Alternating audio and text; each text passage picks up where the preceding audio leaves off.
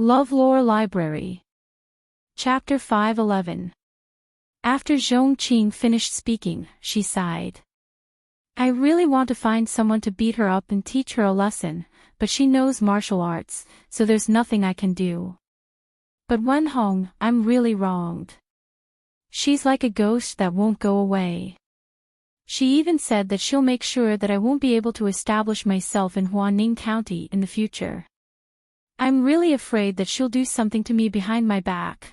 Hu Wenhong was silent for a while. Don't worry, there's always a way. After more than 10 seconds, he only said in a low voice. He lifted his foot to pour himself a cup of tea and pursed his lips to take a sip. Your cousin looks gentle and reasonable. Call her out in a few days. I'll talk to her for you. Maybe I can persuade her. For now, calm down. If you can't find a job, just stay at home. I'll take care of you anyway. When Zhongqing heard that, she sighed. If only she would listen to me. Actually, I have an idea. Hu Wenhong hesitated. What? Zhongqing's eyes lit up. Your Biaomei is a well-behaved child, but it's only because she became good friends with Jing Yun Zhao that she's always on her side. However, when children make friends, they're all very willful. Their relationship today is good, but who knows, it might be bad tomorrow. Hu Wenhong opened his mouth slowly and continued, after you bring your cousin out in a few days, use her phone to send a message to Jing Yun Zhao. When both of them arrive, pretend to arrange some danger or something.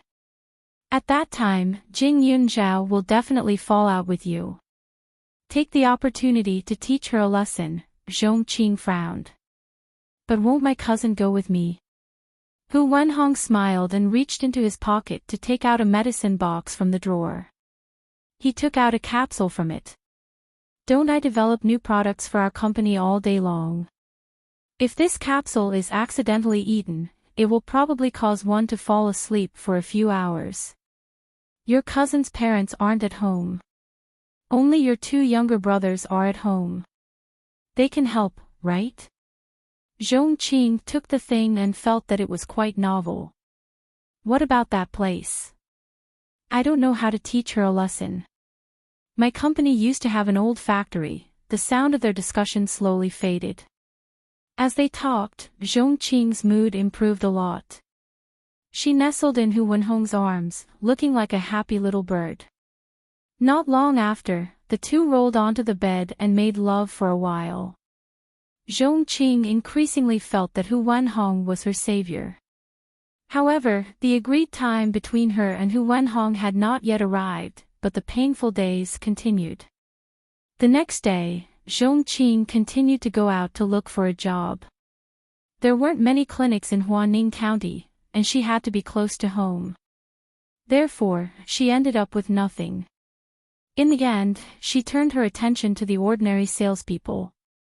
However, just as she was about to find a job, someone barged into those shops and pointed at her.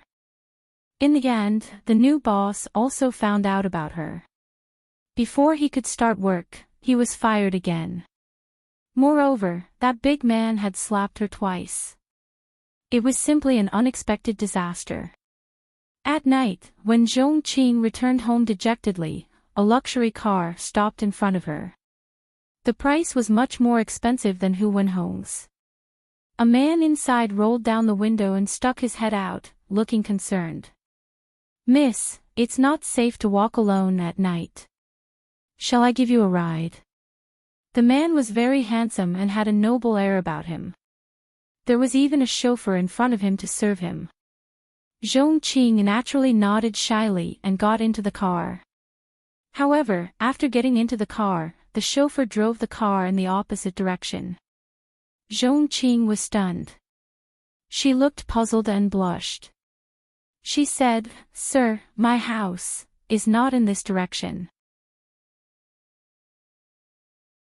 Chapter 512. The man smiled. Miss, since you're willing to get into my car, doesn't that mean you're willing to get closer to me? As he spoke, his hands reached for Zhong Qing's thighs. Instantly, Zhong Qing felt as if she had been electrocuted. She gasped nervously. Don't touch me. I'm not that kind of person." However, her voice was delicate. It sounded more like an invitation. 100,000 renminbi. The man kissed her conveniently and whispered 3 words softly when he got close to her ear. Zhong Qing didn't know if she heard him or not, or if she was shocked or scared. Her body immediately stopped moving. Her eyes were filled with tears. She tried to resist, but her movements were pitifully small. That night, she was directly pulled to a small road. However, how could there be so many tall, rich, and handsome men in this world? This man was naturally found by Jing Yunzhao under Hua Zei's instructions. He was definitely just a good-looking man. However, there were some things that she wouldn't say so early. She wanted this woman, whose body was more honest than her mouth, to know more about herself in the future. For the next few days, Jing Yunzhao would ask that man to drive past the place where Zhong Qing appeared every day. Zhong Qing had been looking for a lot of jobs these days, but every time, her job was ruined by the hooligans she found. In her disheartened state, there was also a tall and handsome man who appeared by her side at any time when she needed him. Although in her opinion, she was unwilling, the feeling of being encircled and occupied in her bones made her feel satisfied. After all, this man wasn't like Wenhong. He only knew when she was in a bad mood. She felt like an innocent little beast. Although the man's embrace was tough, it was full of warmth. As for the money, Jing Yunzhao had never really let the man pay for it. She was just painting a pie in the sky every day. With Zhong Qing's personality, she would always put on a self-righteous face and act as if she didn't need to rely on men. That man would naturally go with the flow and put on an attitude that said, "As long as you need it, you can spend my money however you want. I won't force it on you now." When Zhong Qing thought that she had fallen in love, the case that caused a sensation in the entire Hua nation had already been heard. Meng Lin and a few other big bosses were sentenced to life imprisonment. As for the other executives, almost all of them were sentenced to more than 10 years in prison. However, Jing Yunzhao knew that this matter was not over yet. In addition to the direct owners of the club, there were also many officials involved. After all, without them, the club would not have been so stable. In addition, there was also the Meng family. Jing Yunzhao did not know what role Li Xiaoyun played in this. She only knew that he had been extremely busy recently and had not returned to the capital. Instead, he had been in Serene City, probably dealing with various forces. Although Li Xiaoyun should be a young master from the capital, Ning City was not his territory after all, so he had to go through a lot of trouble. However, even when she asked, Li Xiaoyun did not explain in detail. He had an attitude of not wanting her to worry at all. In his own words, he held grudges. Since the Meng family dared to challenge his dignity, they should be prepared to be turned upside down by him. Outside, a storm was brewing. However, Jing Yunzhao only felt that Li Xiaoyun was like an impenetrable umbrella. Not a single drop of rain fell on her body. However, there were also people who were anxious.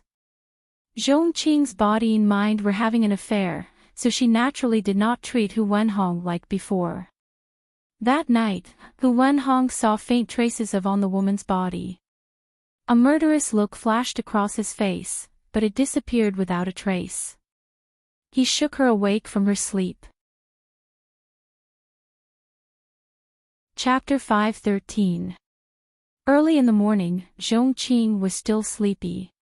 He vaguely remembered Hu Wenhong's reminder last night, so he picked up his phone and contacted his 2 younger brothers. Outside, the scenery was great. The spring breeze was gentle, and the air was fresh. In the space, Jing Yunzhao was practicing martial arts while absorbing the spirit jade. The surroundings were quiet. The medicinal insects were busy uprooting the medicinal herbs one by one. Their squirming little bodies were especially cute. Just as he was about to rest, he heard his phone ring outside. Only then did he leave the space to take a look. He was a little puzzled when he saw the message. The message was sent by Suchu. There was an address attached and a note saying that there was a surprise for her. Jing Yunzhao looked at the address. It was obviously in the suburbs. He dialed the number directly, but no one answered. Jing Yunzhao was a little puzzled. After thinking for a while, he called Gon Jinchin. Gon Jinchin answered very quickly. Obviously, he also had something to ask him. He asked, "Did Chu Chu go to see you?" "No." Jing Yunzhao was stunned. It's so strange. Today is the day of Grandpa's assessment. I said that I would pick her up, but I didn't see her at the Su family. I don't know where that brat is hiding, Gon Jinchin said. Jing Yunzhao opened his mouth and said, "She just sent me a message and gave me an address. She said that there was a surprise for me, a surprise. I'm afraid Chu Chu is fooling around again. She's with us every day. How could there be a surprise? But when did she become so bold? She dares to run away on the day of the assessment. When she comes back, Grandpa will definitely teach her a good lesson." Gon Jinchin said again. Jing Yunzhao was originally going to take the assessment together with him. Unfortunately, the results of every assessment were beyond doubt. Now for Grandpa Gon, examining Jing Yunzhao's basic knowledge was a waste of time. Therefore, he only asked her to go with him every month when she had time. In addition to going out with Grandpa Gon, Jing Yunzhao also had to treat the patients sent by Elder Su. However, the number of patients now was not as many as before. Compared to before, it was a little more leisurely. It also gave her more time to absorb the spirit jade. Now, she had absorbed nearly half of the spirit jade. After Gon Jinchin finished speaking, Jing Yunzhao had a bad feeling. Su Chu was very obedient. She had always treated the words of her elders as an imperial edict. Especially towards Grandpa Gon, she was both respectful and afraid. Every time it was time for the assessment, she would prepare in advance. On that day, she would definitely not accept anyone's invitation. Even if it was Xiao Haiqing or Tang Zihua, it was impossible. But now, he suddenly threw her a surprise. "Jinchin, is there no one else in the Su family?" Jing Yunzhao opened her mouth again. "Others? Oh, you're talking about Chu Chu's two cousins." Gon Jinchin froze for a moment. After reacting, he immediately said, "They shouldn't be at home." I knocked on the door for a long time, but no one responded. Also, I called Chu Chu more than 10 times, but they were all hung up. Oh right, she sent a text back, telling me not to call anymore. She said that if something happened, she would contact me later. Jing Yunzhao listened and her heart sank. Suchu's temperament was not one to make others worry. Although it was the weekend, her parents were still busy. It was impossible for them to accompany her. Her popularity in school was indeed good, but most of them maintained a certain distance. She rarely went out to play with others. Also, her attitude of not picking up phone calls and only replying to text messages was too strange. Chapter 5:14. Suchu's text message said that there was a surprise for her. It was normal that she didn't want to talk to her directly to avoid being discovered, but it was strange that she didn't contact Gon Jinchin. Jing Yunzhao couldn't figure it out, so she simply said to Gon Jinchin, "She sent me an address. I'll go and take a look." "Where is she? Can I go with you to find her?" Gon Jinchin asked. No, forget it. I'll go by myself." She suddenly panicked, as if something was going to happen. This feeling wasn't good, but but if something really happened, Gong Jinshin wouldn't be able to help much. After Jing Yunzhao finished speaking, she hung up the phone, put on her windbreaker, and hurried out the door. However, as soon as she left the community, Jing Yunzhao felt a burning gaze behind her, and her footsteps paused. The other party's tracking skills were very clumsy, so Jing Yunzhao discovered it in time. When she turned her head, she saw the person directly. It was one of the two brothers that she had beaten up before. However, the two looked exactly the same. She didn't know whether this person was Zhong Liang or Zhong Yi, but it didn't matter. After Jing Yunzhao saw the sneaky look of the Zhong brothers, she was more certain in her heart. He didn't rush to get into the car. Instead, he walked into the alley next to the residential area. After making a few turns, he walked behind the Zhong family's brother, only to see him stretching his head out to stare at the entrance of the alley. He even muttered, "There's really a ghost. Where is he? Are you looking for me?" Jing Yunzhao said coldly behind him. "Ah." The boy's surnamed Zhong was shocked and jumped 3 feet high. He immediately took a few steps back and pointed at Jing Yunzhao. Why are you here? Where do you think I should go?" Jing Yunzhao's eyes were deep. She stared at him and said coldly, "Why are you following me?" With that said, Jing Yunzhao directly stepped forward and grabbed his phone. She opened the text message and saw that the latest one was, "The little bitch went out."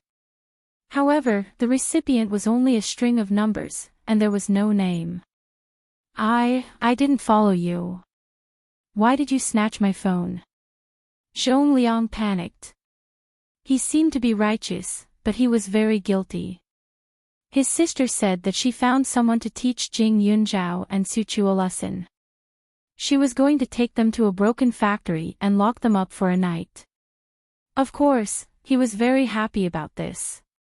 Jing Yunzhao and Suchu beating him and his brother so badly.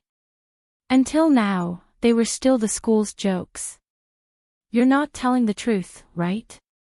Is your skin itchy again? Do you believe that I can beat you to the ground right now and make you unable to get up for the rest of your life?" Jing Yunzhao's face was gloomy. Zhong Liang shuddered. I said it's nothing. Looking at you, you didn't do anything good." Jing Yunzhao's gaze carried a hint of threat as she continued, "Chu was taken away by the two of you. What do you want to do?" "No." Zhong Liang was just about to say something, but when he saw Jing Yunzhao's expression, he was shocked. His excuses instantly became powerless. Only then did he huff, "Jing Yunzhao, what are you so proud of? We were the ones who took Chu away, so what? Aren't you two good friends? Do you have the guts to look for her? If you don't have the guts, then just say it. Let her cool down in that place alone." Jing Yunzhao frowned. "How did you take her away?" "By force. You two don't have the guts, and it's impossible for a car to take you away. That means you have helpers." "Who is it?" "Your sister." "No, is it the man your sister lives with?" Chapter 5:15. By the time Jing Yunzhao finished speaking, Zhong Liang's eyes were already filled with fear. His guilty conscience made him look flustered, but even so, he still stubbornly said, "Jing Yunzhao, it was you and Chu who offended us first. Anyway, the two of us only wanted to teach you a lesson. It's not like anything will happen. Who are you trying to scare by acting like this? Wasn't it just staying in the factory for one night? There were no corpses or wild beasts there. At most, it was to scare that coward Suchu." However, he originally wanted to deceive Jing Yunzhao first. Who knew that she would find out? She was simply too smart. Jing Yunzhao's eyes were gloomy. She used Zhong Liang's phone to call the number directly. The other party picked up very quickly. His voice was a little low and hoarse. It was not pleasant to hear, especially through the phone. It made one's hair stand on end. Jing Yunzhao only felt that this man was not normal. What was the benefit of deceiving her and Suchu? Was it really just a punishment for one night? However, this kind of idiotic behavior did not seem like something an adult would do. Zhong Liang and Zhong Yi, the two brothers, were young and impetuous. They had been beaten up by her before, so it was normal for them to take things too hard. Even Zhong Qing had enough motive. In addition, she thought that she was infallible. Perhaps she did not think that there was anything wrong with the matter. However, this Hu Wenhong was different. He should clearly know that if he really did this, she and Suchu would be trapped. It was very likely that they would call the police. In the end, they would be the ones to suffer. But if that was the case, why? Hearing the voice on the other end of the phone, Jing Yunzhao said directly, Hu Wenhong, what exactly do you want to do? The other party paused. Obviously, he did not expect Jing Yunzhao to answer the phone. However, in the next moment, he did not show a panicked attitude. Instead, he suddenly smiled. Jing Yunzhao, you are quite smart, Suchu is in my hands now. If you don't come, she will die. I'm not trying to scare you, and I don't have time to scare you. You can also call the police, but I'm not afraid. I've made a lot of bombs myself, and they're everywhere. As long as someone other than you comes, I'll blow her up. At that time, I promise to make her completely disappear from this world. Hu Wenhong's tone was very strange, like a crazy pervert. When Jing Yunzhao heard this, his heart sank and his hands clenched into fists. Why? I don't remember offending you. Jing Yunzhao gritted his teeth. For Zhong Qing. It was impossible. Not to mention that the conflict between her and Zhong Qing had not reached the point where people could talk about life and death. Even the relationship between Hu Wenhong and Zhong Qing could not have developed so quickly that he would do such a terrifying thing for Zhong Qing's pillow talk. Moreover, Zhong Qing was a person who only had a temper but no brains. She was selfish and only knew how to act cute and righteous. Even if she wanted to take revenge on her, she would not use such an extreme method. Zhong Qing was probably just being used by Hu Wenhong. She thought that Hu Wenhong was just helping her vent her anger and really wanted to teach her a lesson, Jing Yunzhao asked. The other party first smiled, then gritted his teeth and said, You killed the person I loved the most. You killed the only angel in this world, the angel that only belongs to me. Jing Yunzhao, it's useless to say more. I will crush you to pieces and make you repent to her. If you don't come, I will let this little girl serve her in the underworld. I will make you suffer for the rest of your life. I will give you half an hour. After half an hour, if I don't see you, then I'm sorry. With that, the other party hung up. Chapter 5:16. As soon as the call ended, Jing Yunzhao couldn't hear a single sound. She felt as if her brain had stopped working. She stared at Zhong Liang with bloodshot eyes. She raised her fist and punched him with all her strength. In an instant, she fainted and fell to the ground. However, at this moment, Jing Yunzhao didn't want to care about this heartless beast. She immediately stopped a car and rushed to the address Hu Wenhong had given her. She took a few deep breaths and tried her best to calm down. She kept thinking. Hu Wenhong said that she had killed his angel, but who was it? The person she knew who had died because of her. Hong Wen. Thinking of Hong Wen's willful and arrogant face, Jing Yunzhao immediately reacted.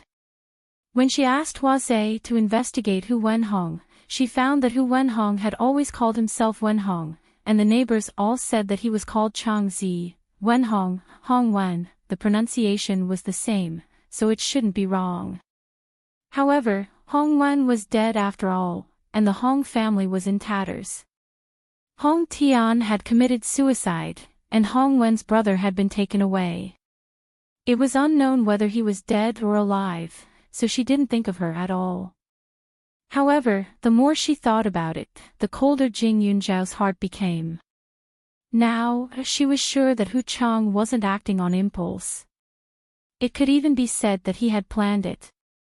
If that was the case, it was basically impossible to negotiate. As long as she didn't die, Hu Chang wouldn't let Su Chu go. He might even wait for her to go and blow her and Su Chu to death inside. Although she had encountered many dangers after her rebirth, this was the first time she felt a chill run down her spine. This Hu Chang was like a venomous snake that had been hiding in the grass. He suddenly appeared and bit her, catching her off guard. The scenery outside kept flashing through the car window. The driver was very serious. He drove seriously and didn't have any intention of asking any questions. Jing Yunzhao took out her phone and swiped the page. After pressing 3 numbers, she thought about it and deleted them again. She then called Li Xiaoyun's cell phone. Li Xiaoyun answered quickly, but his voice seemed a little tired.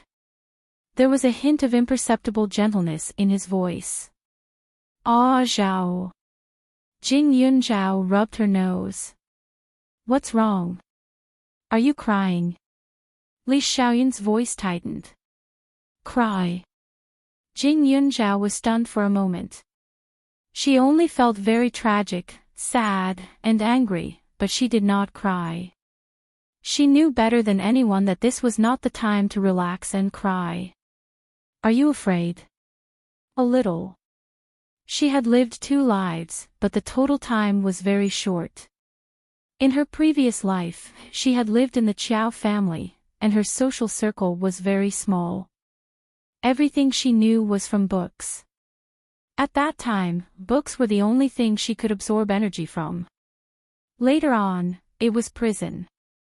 Old Man Su always said that although she had memorized a lot of things in her mind, she had seen too little and had not experienced much. She agreed with him on this point. After all, at her age, she had already experienced a lot.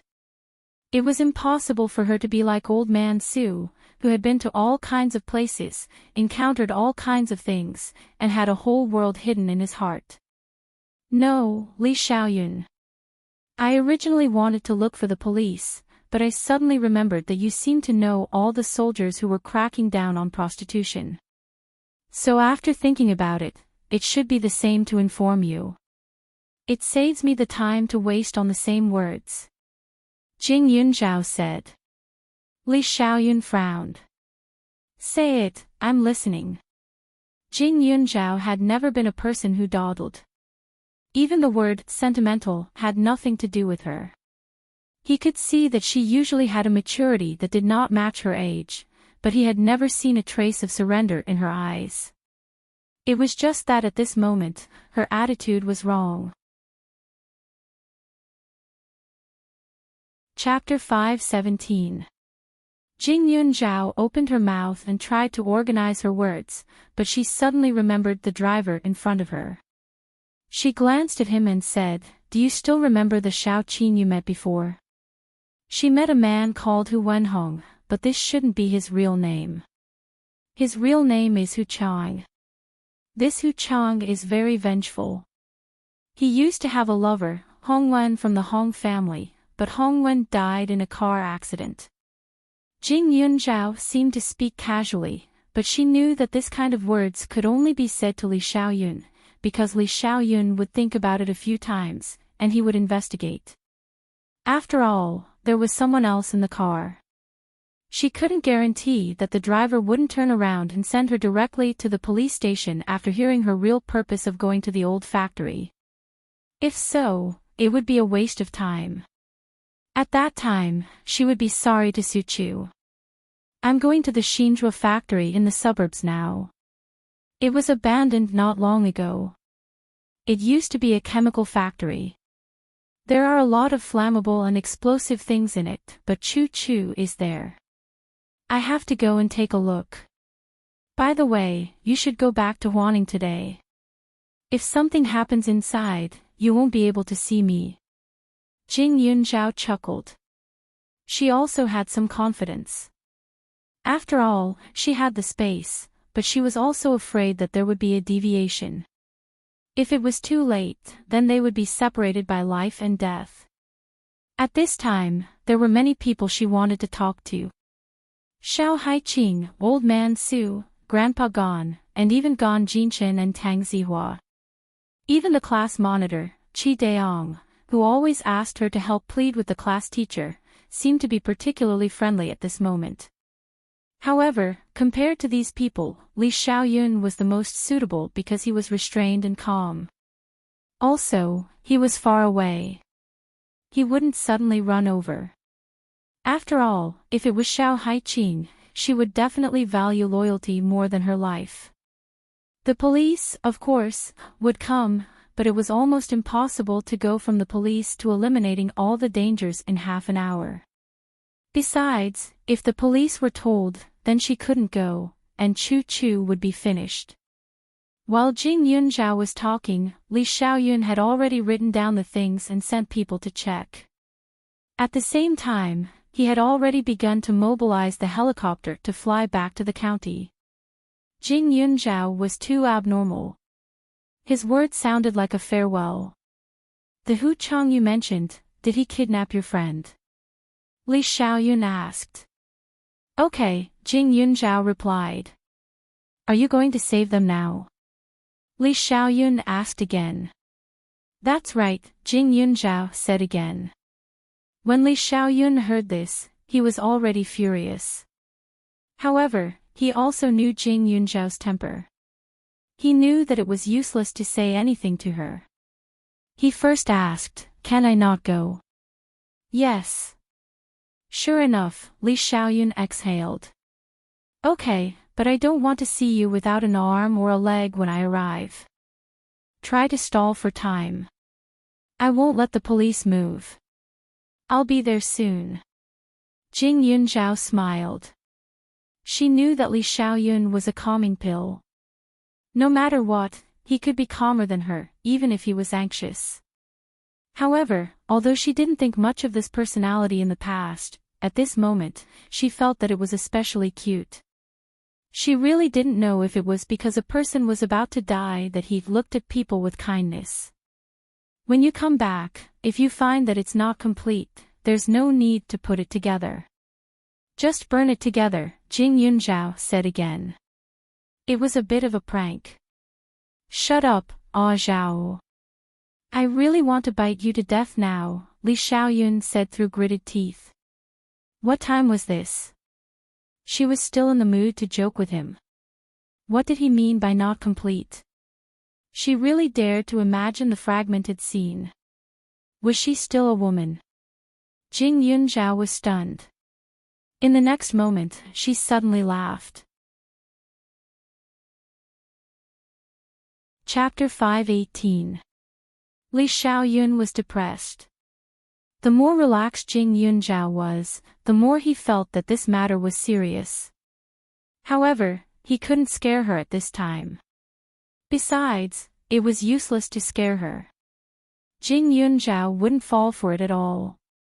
Even if he were to tell her that something might really happen to her, she would probably still be adamant about it.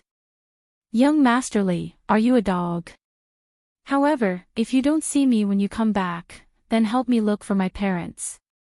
If you see me, then forget it. Also, I have a card in my room as a service fee. Keep this card as a reward for helping me these few times. The password is hidden in a book on my desk. Whether you can find it or not depends on your ability, Jing Yunzhao said again. After saying this, Li Xiaoyun hung up the phone with a bam. Seriously, he was going crazy. Service fee. Only such a heartless person would say something like that.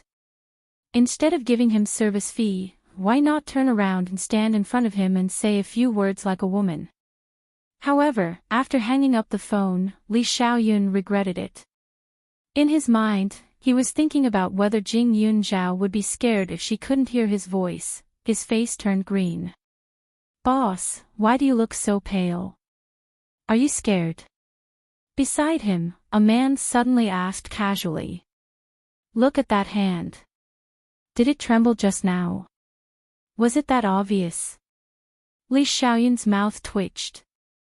Bullshit, what's there to be scared of?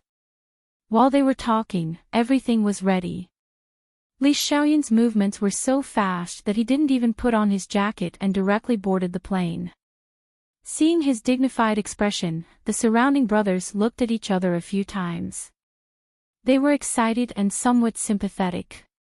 In the many dangerous missions in the past, they had never seen Li Xiaoyun show such an expression. He was completely confident. Every time he saw them looking serious, he would have a look of disdain. Now, wasn't it just a small kidnapping case? Look at how scared he was. He didn't even know where to put his hands. At this time, Jing Yunzhao looked at the phone that Li Xiaoyun hung up on her. She was stunned. This was definitely the only time. Li Xiaoyun had always liked to pretend to be a gentleman. When he was in the same car with him, he was the kind of person who would take the initiative to open the door. This kind of language that took the initiative to hang up a lady's phone definitely made him scoff. However, Jing Yunzhao didn't know that in the past, she was the only one who would directly hang up on Li Xiaoyun. The car sped along and time ticked by. Seeing that there were only 10 minutes left until the half hour, Jing Yunzhao stopped outside the factory and walked in step by step. The area of this abandoned factory was not large, so it only took a few minutes to walk to the location Hu Chang requested. However, there was a pungent smell here. It was very depressing, and it seemed to be filled with dark elements. Walking into the factory, there were all kinds of pipes and strange old facilities. However, there weren't many of them, and most of them were already stained with rust. Jing Yunzhao, you are really loyal. Hu Chang laughed. Then, he added, close the factory door. There's a lock on the side. If you don't do as I say, I'll detonate the bomb now. Jing Yunzhao looked towards the source of the voice and saw Hu Chang standing on a high platform. The bottom of his feet was supported by an iron shelf. Beside him were some strange instruments. That place should have been used to control the activation of these instruments, but now those instruments definitely couldn't be used anymore. It was just that his position was very safe. He was at a place where she couldn't touch him, and he could see everything around him and outside clearly. Chapter 5:19. Jing Yunzhao could not resist him at this moment. She closed the door, and in an instant, the surrounding sunlight was swept away. The room suddenly became extremely dark, and the man was obviously more confident than before. The lock was extremely heavy, probably to prevent her from escaping. But looking at the man's appearance, was he ready to die with her? After doing all this, Jing Yunzhao glanced around and found that Su Chu was placed next to a big boiler on the left, and her whole body was tied to a chair. She could vaguely see her undulating chest, and her life should not be in danger for the time being. She tried to walk over. Jing Yunzhao said, "You said before that you would let her go when I came." Jing Yunzhao naturally knew that this pervert's words could not be trusted, but she had not yet walked to Su Chu, so of course, she could only try to delay time. Otherwise, if Hu Chang directly detonated the bomb now, then the meaning of her coming here would be lost. Jing Yunzhao, are you so naive? Let me let her go. Why don't you let my Wenwen go? The man instantly became agitated, and coldly looked at Jing Yunzhao, revealing a look of hatred. This man was not handsome. He was very thin and looked very sinister. Moreover, his character was definitely not formed in a day. He was afraid that it was not very good before. In this case, it was impossible for him to get the love of a rich family's daughter like Hongwen. Hongwen had an arrogant and willful spirit, and her eyes were above her head. She could feel that other people's small resistance was an insult, so it was even more impossible for her to follow such a man. For her, it was absolutely self-deprecating. Therefore, this Hu Chang was just a pervert who thought too highly of himself. You're Wenwen. Hong Wen has never been yours, right? Are you friends with her? No, maybe in her heart, you are not friends. Maybe you are just classmates, or acquaintances who have met before. Jing Yunzhao was getting closer and closer to Su Chu, and finally reached her side. She was ready to untie her, but found that there was also a bomb installed on her body. Suddenly, her face became extremely ugly.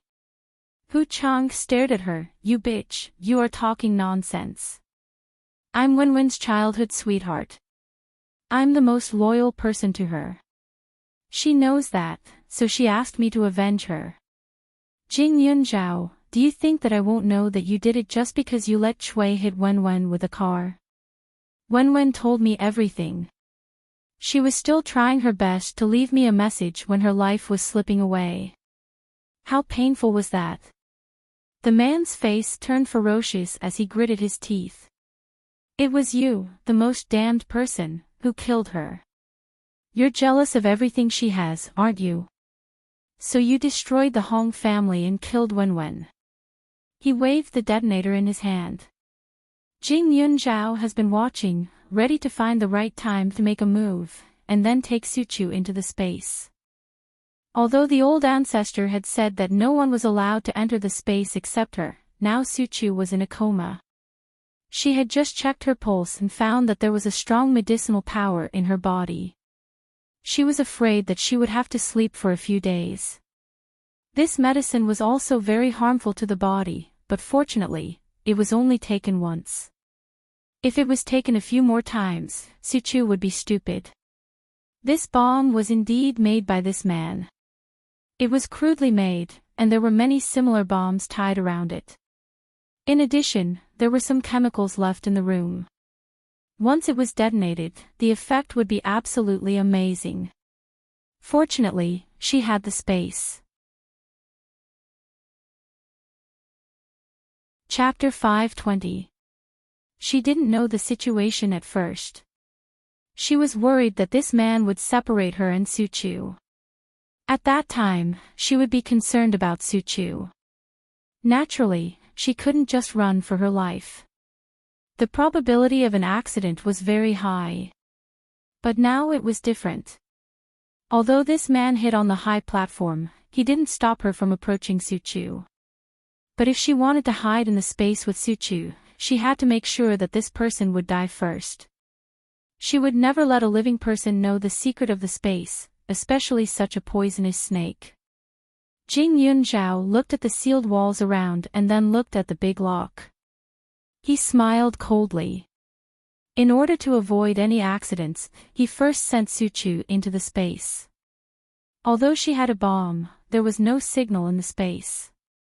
All technological products couldn't work.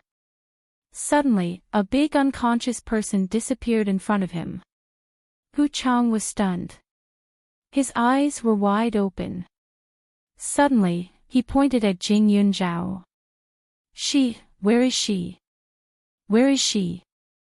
Hu Chang shouted fiercely. She? Who is she? Apart from you and me, no one else has ever existed here. Hu Chang, your brain is not very good, is it?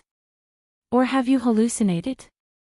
You think that you're Hong Wen's only knight, but in reality, you're nothing. That's just a figment of your imagination. Jing Yunzhao smiled as she circulated her inner qi and adjusted the direction of the stone in her hand. When Hong Wen died, I gave her a call, so she hates me. I don't know what kind of message she left for you, but I'm clear that you're just a small chess piece for her. Your stubbornness and craziness are useful to her, but it's only limited to the aspect of taking revenge for her. I believe that when she was alive, she rarely saw you, or even never saw you, because you made her feel disgusted, Jing Yunzhao continued. After saying that, the man was about to go crazy. Or rather, he had already gone crazy. It's all your nonsense. Don't you know how good Wen is? She is an angel. She likes me. Now it's your nonsense. Where is that little girl? I clearly saw her. Why is she gone? As he spoke, his expression became somewhat unfocused. Even an ordinary person would be shocked to see a living person disappear in front of their eyes, let alone such a freak. But even if he was a pervert, as long as he saw him, he couldn't let him live. Jing Yunzhao immediately flicked the thing in his hand. The shadow flashed and directly hit the man's hand. Suddenly, the detonator in his hand was directly thrown out and steadily fell into Jing Yunzhao's hand. You know that I know martial arts, that's why you're hiding in a high place. But my martial arts are not as shallow as you think. Jing Yunzhao said coldly, do you think you're a knight? In fact, you're just cannon fodder. With that, Jing Yunzhao pressed the button. At the same time, he disappeared into thin air. Hearing the beep sound, the man felt relieved. However, when he saw that Jing Yunzhao had suddenly disappeared, his eyes widened in an instant.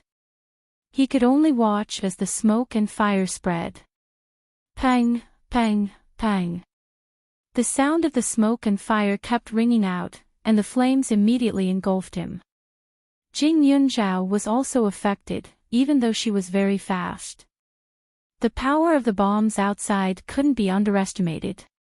She was very lucky. She thought that she was really going to die this time.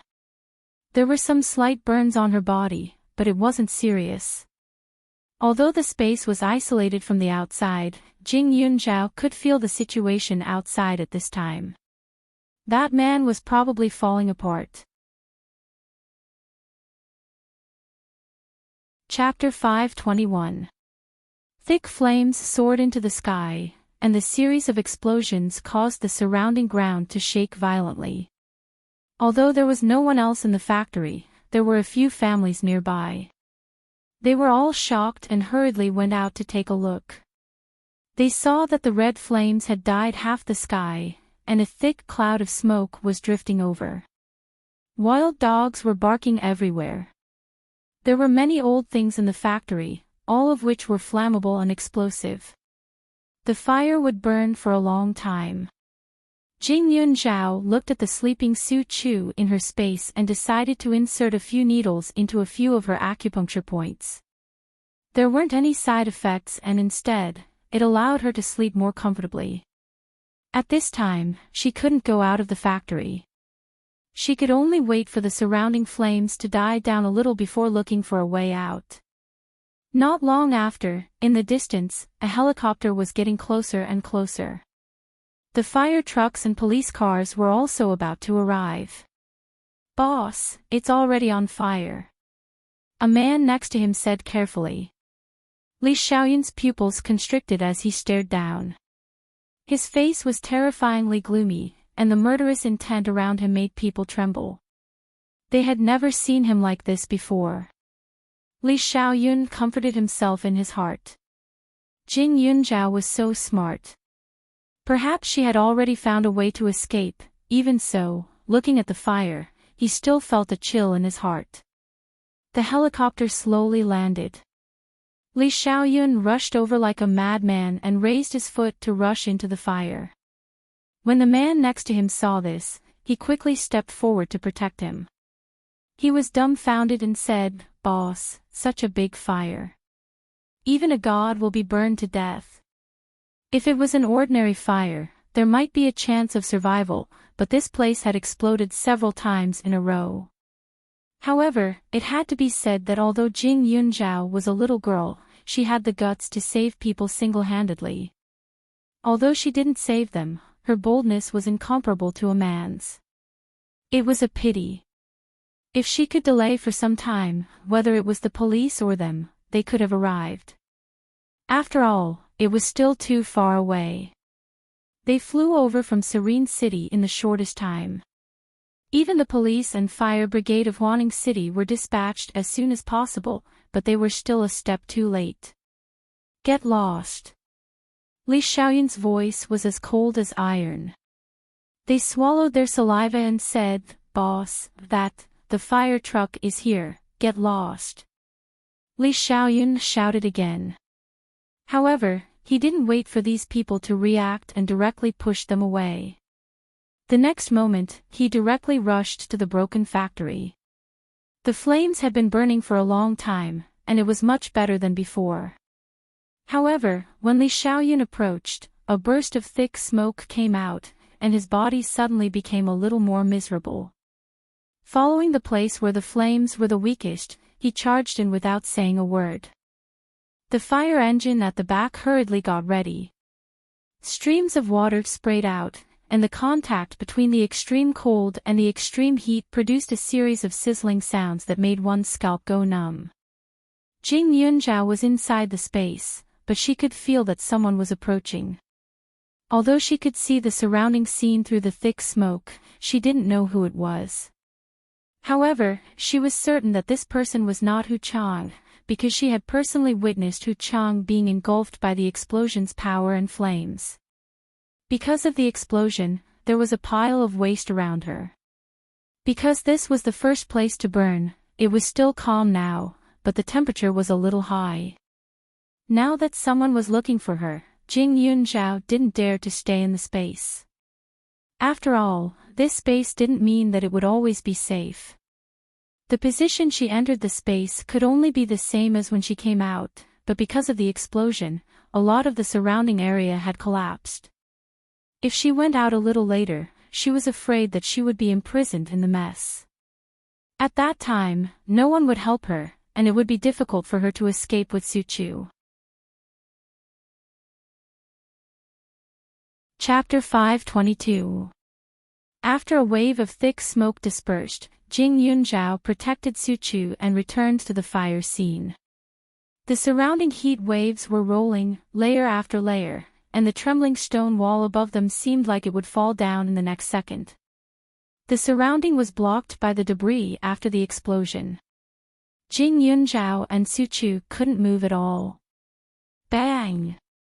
Jing Yunzhao only heard a heavy object fall down, as if it was kicked to the side by someone. Her heart skipped a beat. She looked up and took a deep breath. The thing above could fall down at any time, but if she returned to the space again, when she reappeared, she would still be imprisoned here. Moreover, the surrounding area was too small. She might not be able to bring Su Chu out with her. Just as she was about to call for help, Jing Yunzhao choked on the smoke and coughed. Ah Zhao. About 10 meters away, a familiar voice sounded. Jing Yunzhao was surprised. It was actually Li Xiaoyun. Wasn't he still in Ning City? At this time, even if he used his fastest speed, he wouldn't be able to reach here. How could, Li Xiaoyun? I'm here. Jing Yunzhao didn't have the time to think too much and hurriedly spoke. After she finished speaking, she knocked on the surrounding rocks, producing a clear sound. Li Xiaoyun breathed a sigh of relief. In this fire scene, he followed the sound. His speed was very fast. After a while, the two of them were only separated by a stone. This stone seemed to be glowing red and was incomparably hot. However, Jing Yunzhao saw the stone pillar in front of her constantly moving to the side at a steady speed. A few minutes later, it crashed to the ground. Jing Yunzhao looked at the person in front of her in shock. Suddenly, she had an indescribable feeling. Just as she was about to open her mouth, Li Xiaoyun suddenly reached out and pressed on her shoulder, making her squat down. In an instant, a figure appeared in front of her. Bang! The big stone above their head finally fell down and smashed on Li Xiaoyun's back. Suddenly, Jing Yunzhao stared at him in shock. She was puzzled, flustered, worried, and afraid. At this moment, Li Xiaoyun was only a few centimeters away from her. Under the gravity, his heavy breathing sounded especially heavy. Jing Yunzhao was about to speak when Li Xiaoyun said, "Don't be afraid. It'll be fine in a while." In an instant, Jing Yunzhao froze. At this moment, everyone outside was already busy. The water kept rushing towards the fire.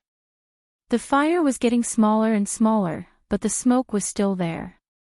In the narrow space, the oxygen was extremely low. The three of them found it extremely difficult to breathe. Fortunately, there were still many brothers outside. Therefore, not long after, Jing Yunzhao vaguely saw people rushing over and removing the stone pillars on Li Xiaoyun's body. One by one, they hurriedly helped the three of them out. The air outside made him feel relieved, and he fainted. Jing Yunzhao's mind was filled with the scene of Li Xiaoyun standing in front of her, shielding her from harm. He seemed to be a little different from the Li Xiaoyun she knew. Although she had always treated Li Xiaoyun as a friend, it was a little different because his identity made her somewhat afraid. The young master of a wealthy family was too far away from her. Therefore, even if she did not have any ill feelings towards Li Xiaoyun, she had always maintained a calm and vigilant heart towards him. She did not completely trust him. In her impression, Li Xiaoyun was arrogant and unreliable. However, she never thought that such a person would help her without caring about his own life. After staying in the darkness for an unknown period of time, Jing Yunzhao slowly opened her eyes. What entered her eyes was a sea of white. There was a smell of medicine in the surroundings. It was undoubtedly the hospital. Chapter 523. As soon as Jing Yunzhao opened his eyes, he was surrounded by people. Yunzhao! Xiao Haiqing rushed forward and scolded, "What's wrong with you? Why did you go to that lousy factory with Chu Chu? You scared me to death." Tang Zihua was next to her, and Gan Jinchen was next to the other bed. He also breathed a sigh of relief. The room was full of people. The whole Gan family was there. After all, Su Chu had such a big accident. It was quite a shock to the family. "How do you feel?" Tang Zihua's thick eyebrows relaxed as he quickly asked. Jing Yunzhao rubbed his head and struggled to get up. "I'm fine. How's Chu Chu? Her life isn't in danger. She just seems to have taken some hypnotic drugs. She should sleep for 2 more days. There are no other injuries on her body," Tang Zihua said. "What about Li Xiao?" Jing Yunzhao asked again. Ask. You only know how to ask others. Why don't you ask yourself first?" Xiao Haiqing was furious, but when she saw Jing Yunzhao's worried expression, she still said, "He suffered external injuries. The burns on his back are more serious. There's some internal bleeding, but it's already been treated. He's sleeping in a single ward now, and there's a group of scary people accompanying him."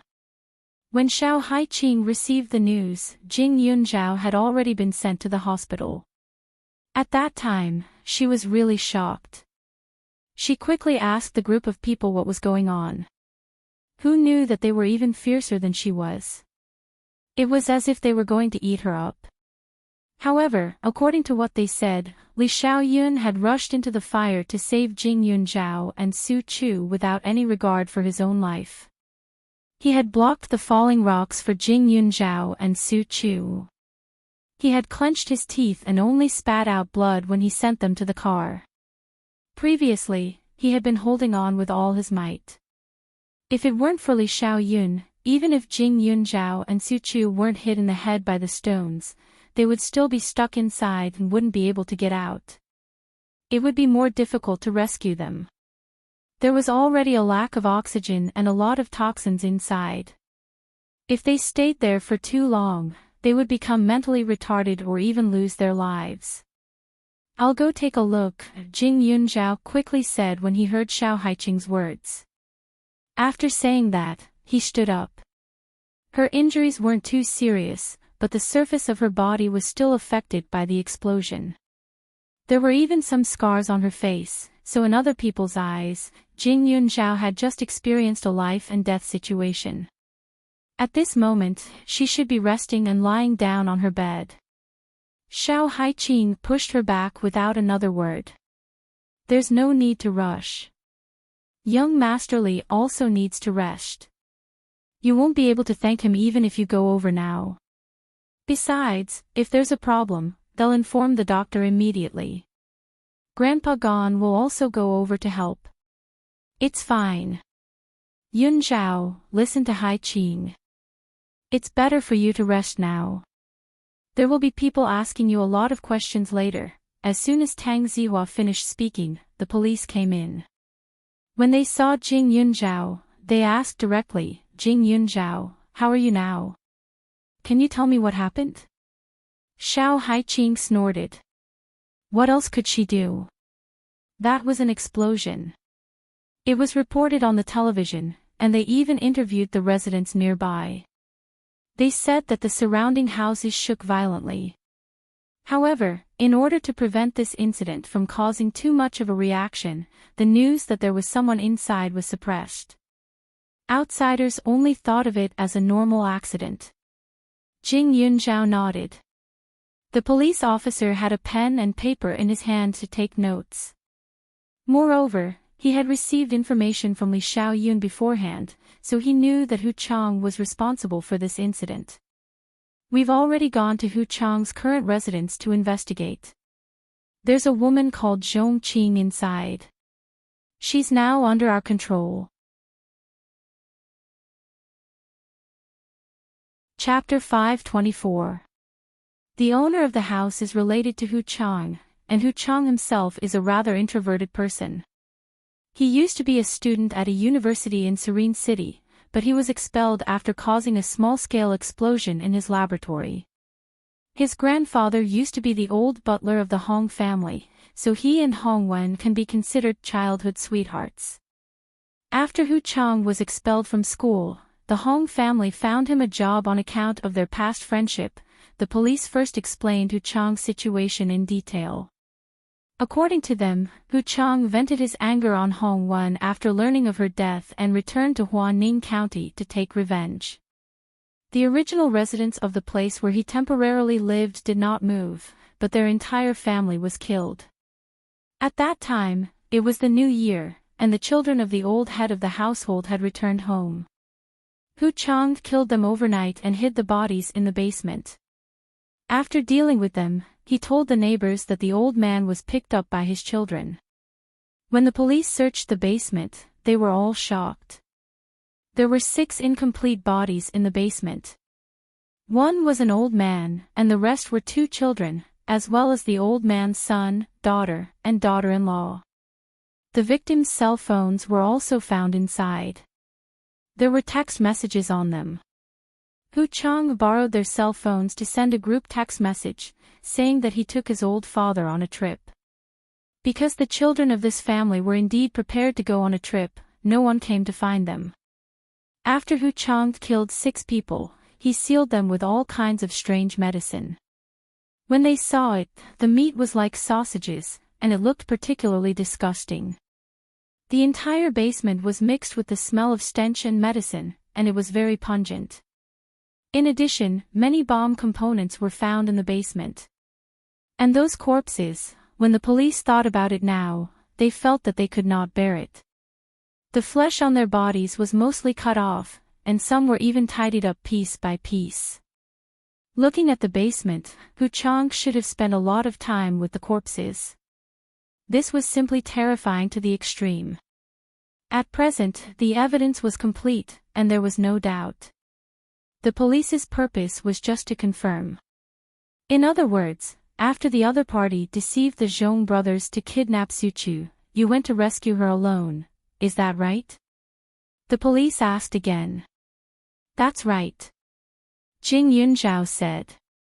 At present, every word Jing Yunzhao said was very important to the Zhong family of 3.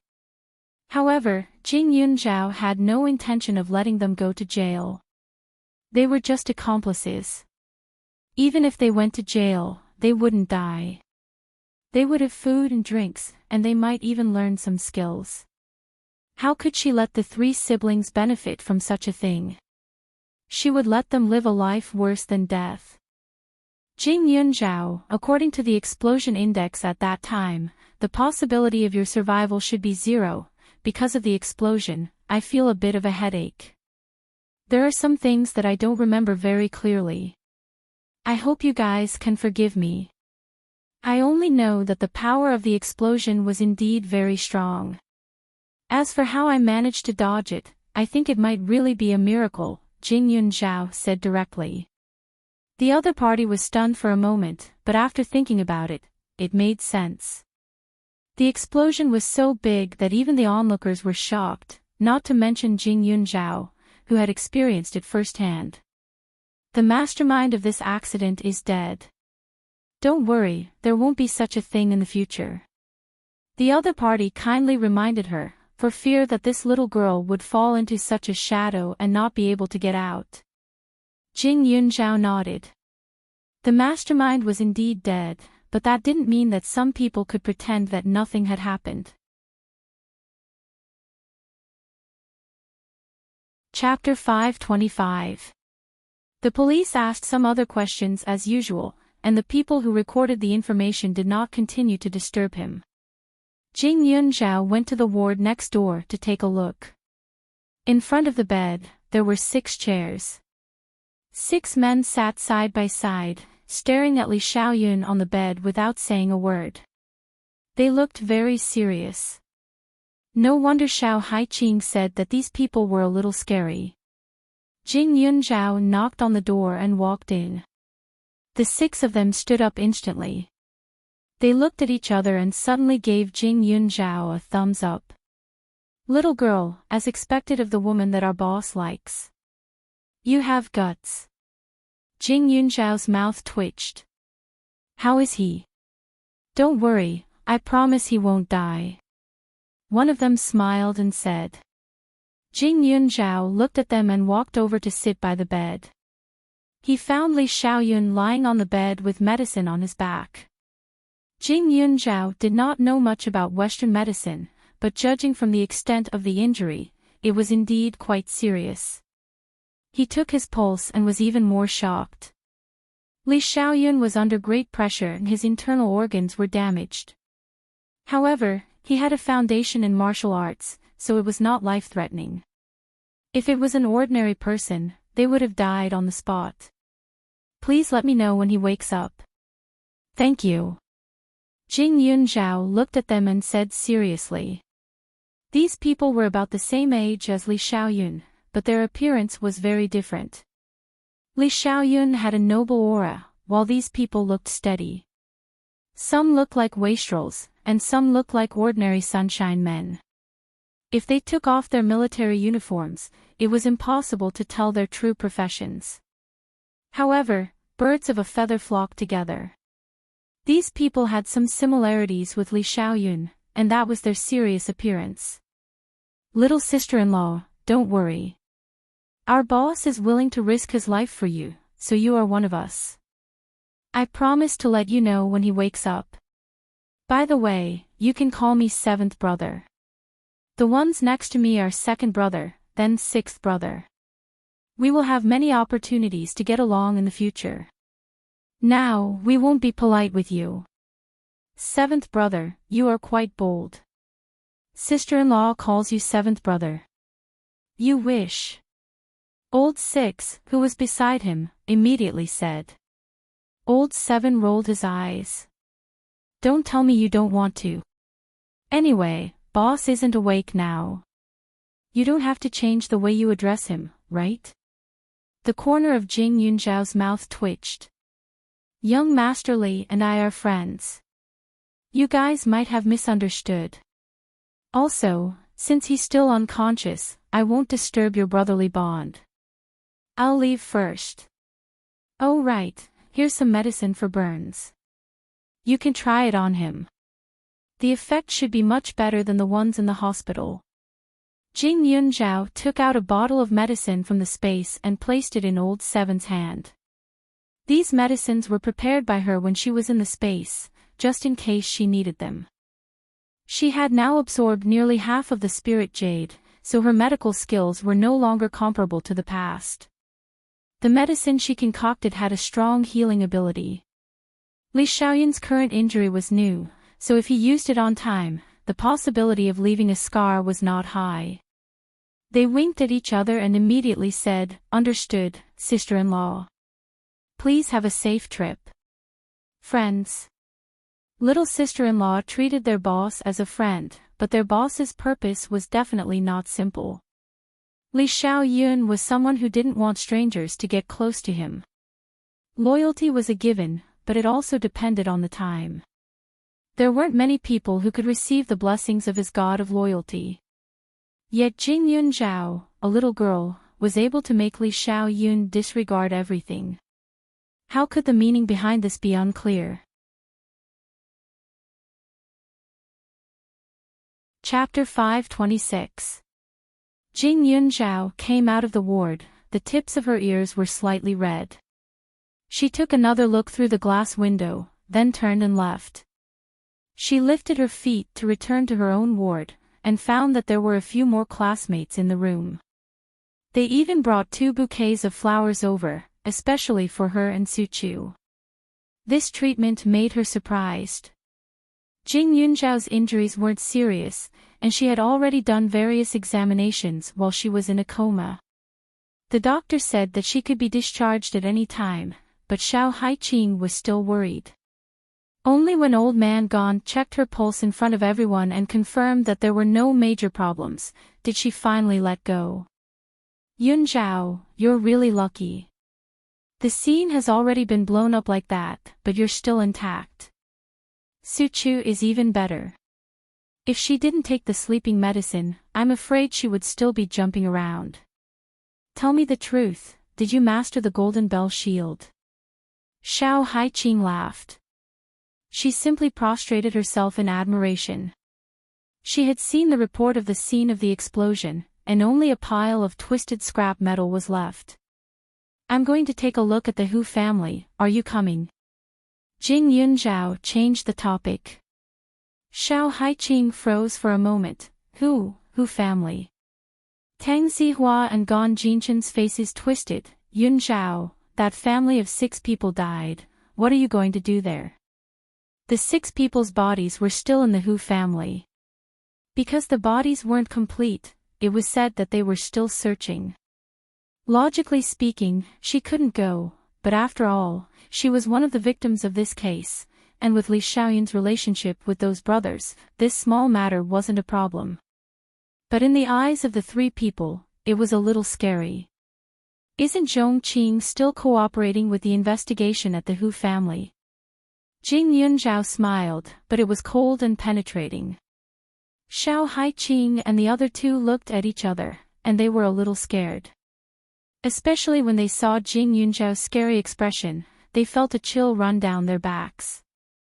"I still have to accompany Chu Chu, forget it, N. I'll accompany Chu Chu too," the 2 boys blushed and hurriedly said. When Xiao Haiqing heard this, the corner of her mouth twitched. Seeing them so cowardly, her fighting spirit was stimulated. "Yunzhao, I'll go with you."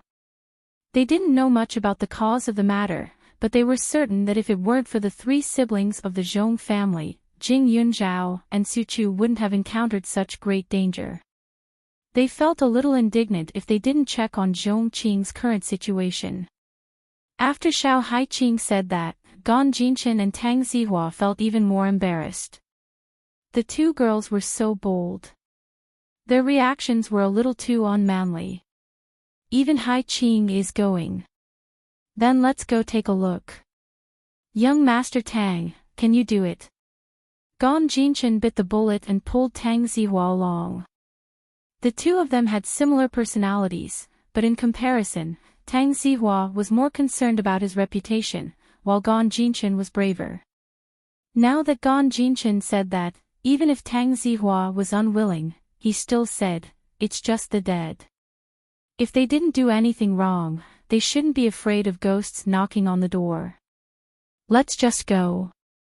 Xiao Haiqing's heart was secretly happy. She was fearless since she was young, but when she heard that the victims died more tragically, she felt a little disgusted. But this kind of thing was something that she got used to.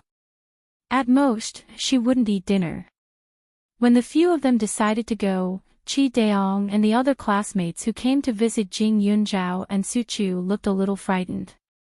However, they didn't have that much courage. They only gave the four of them a few encouraging looks, and in the next second, they hurriedly left the hospital. Chapter 527.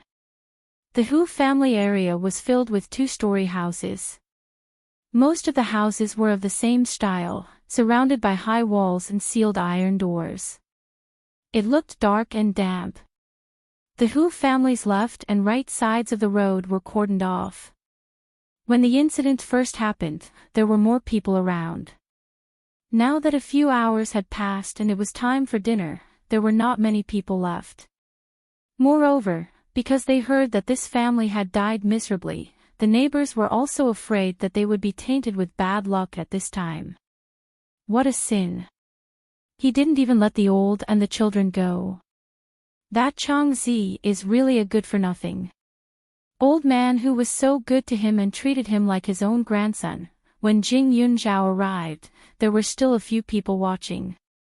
She only saw an old lady wiping her tears and saying sadly, "Having such relatives is really bad luck of 8 lifetimes.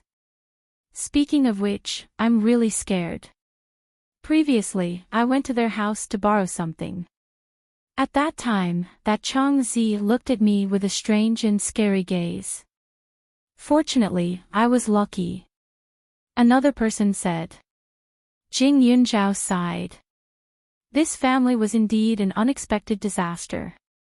It could be said that they died indirectly because of her. The police did not implicate her in the statement released by the public. They only said that this Hu Chang was suspected of having a mental illness. Jing Yunzhao specially found a police officer who stayed in the hospital to accompany her, so she walked smoothly all the way. The moment she stepped into the Hu family's door, she felt a stifling atmosphere and that strange smell. Her sense of smell was very sensitive. At this time, the smell was even more invisibly magnified and was very pungent. She only saw that there were 6 corpses in the courtyard and some pieces of packaged meat. Zhong Qing was squatting in a corner, her face full of horror.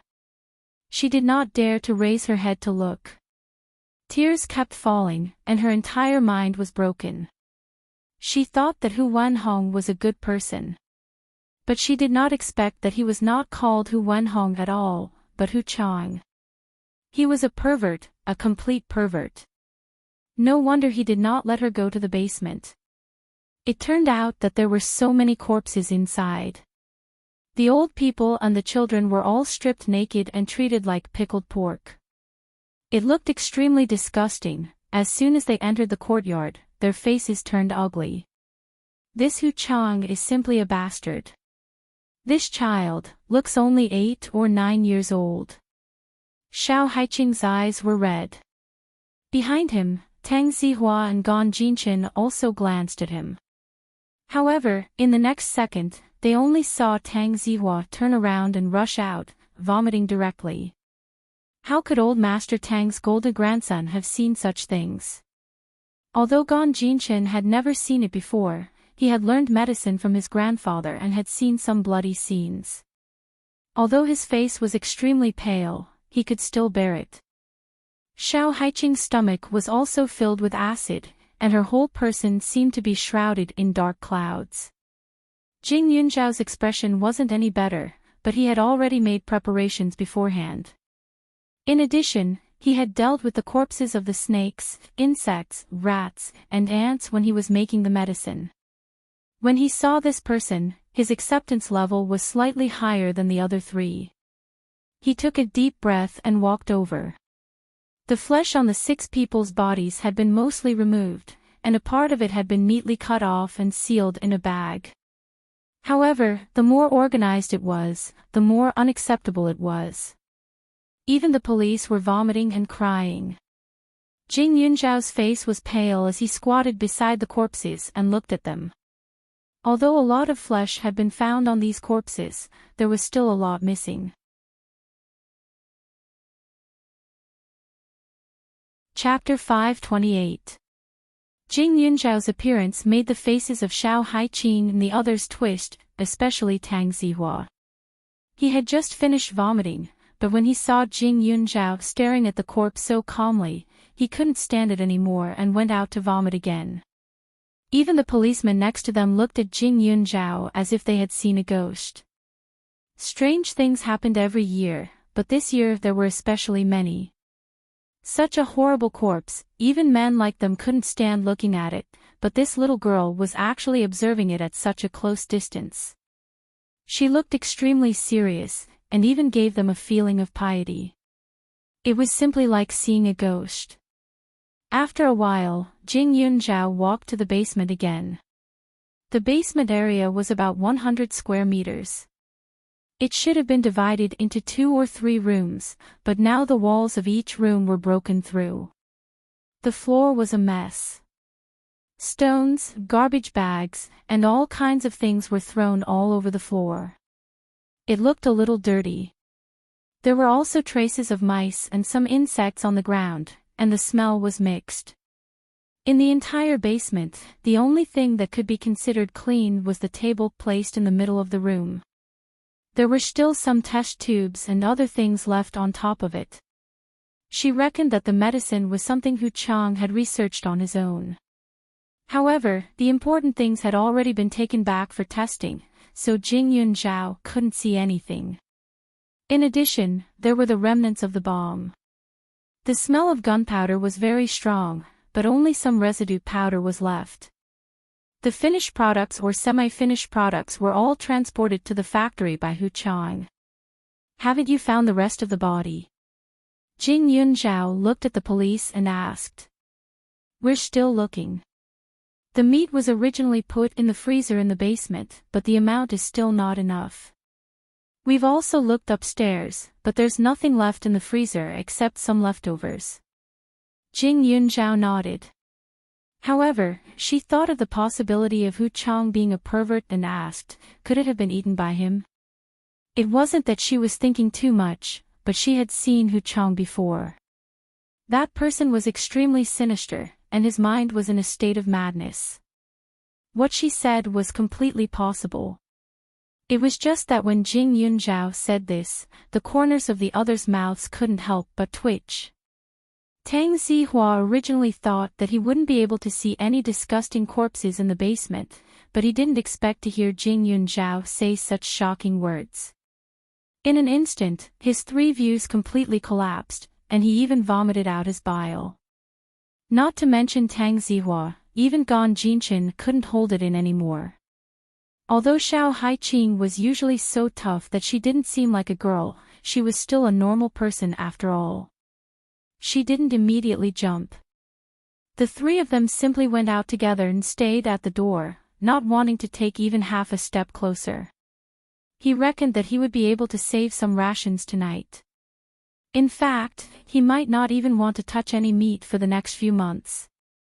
The police officer and Jing Yunzhao went upstairs to take a look at the fridge. Their expressions were strange when they saw the plate of stir-fried bacon. "Give me this plate of meat. It's not just any meat," the forensic doctor suddenly said and took the plate of meat away from Jing Yunzhao's hands. It was clear what he meant at a glance. Jing Yunzhao had originally only made a conjecture based on Hu Chang's personality. She simply did not think that the truth would be as she had predicted. Her expression was unsightly to the extreme, and her stomach was similarly churning. But when she turned her head to look at Zhong Qin, who was still crying in the courtyard, her feelings became even more complicated. "Little girl, don't touch the things in this house casually. If you dirty your hands, you have to wash them. The sink over there can't be used for the time being. There's a lot of minced meat in it, enough to cook a dish." Chapter 529. The forensic doctor saw that Jing Yunzhao was bold and deliberately opened his mouth to scare him. It could be seen that her expression was the same as before. Although she was a little agitated, she was still calm. He was somewhat impressed in his heart.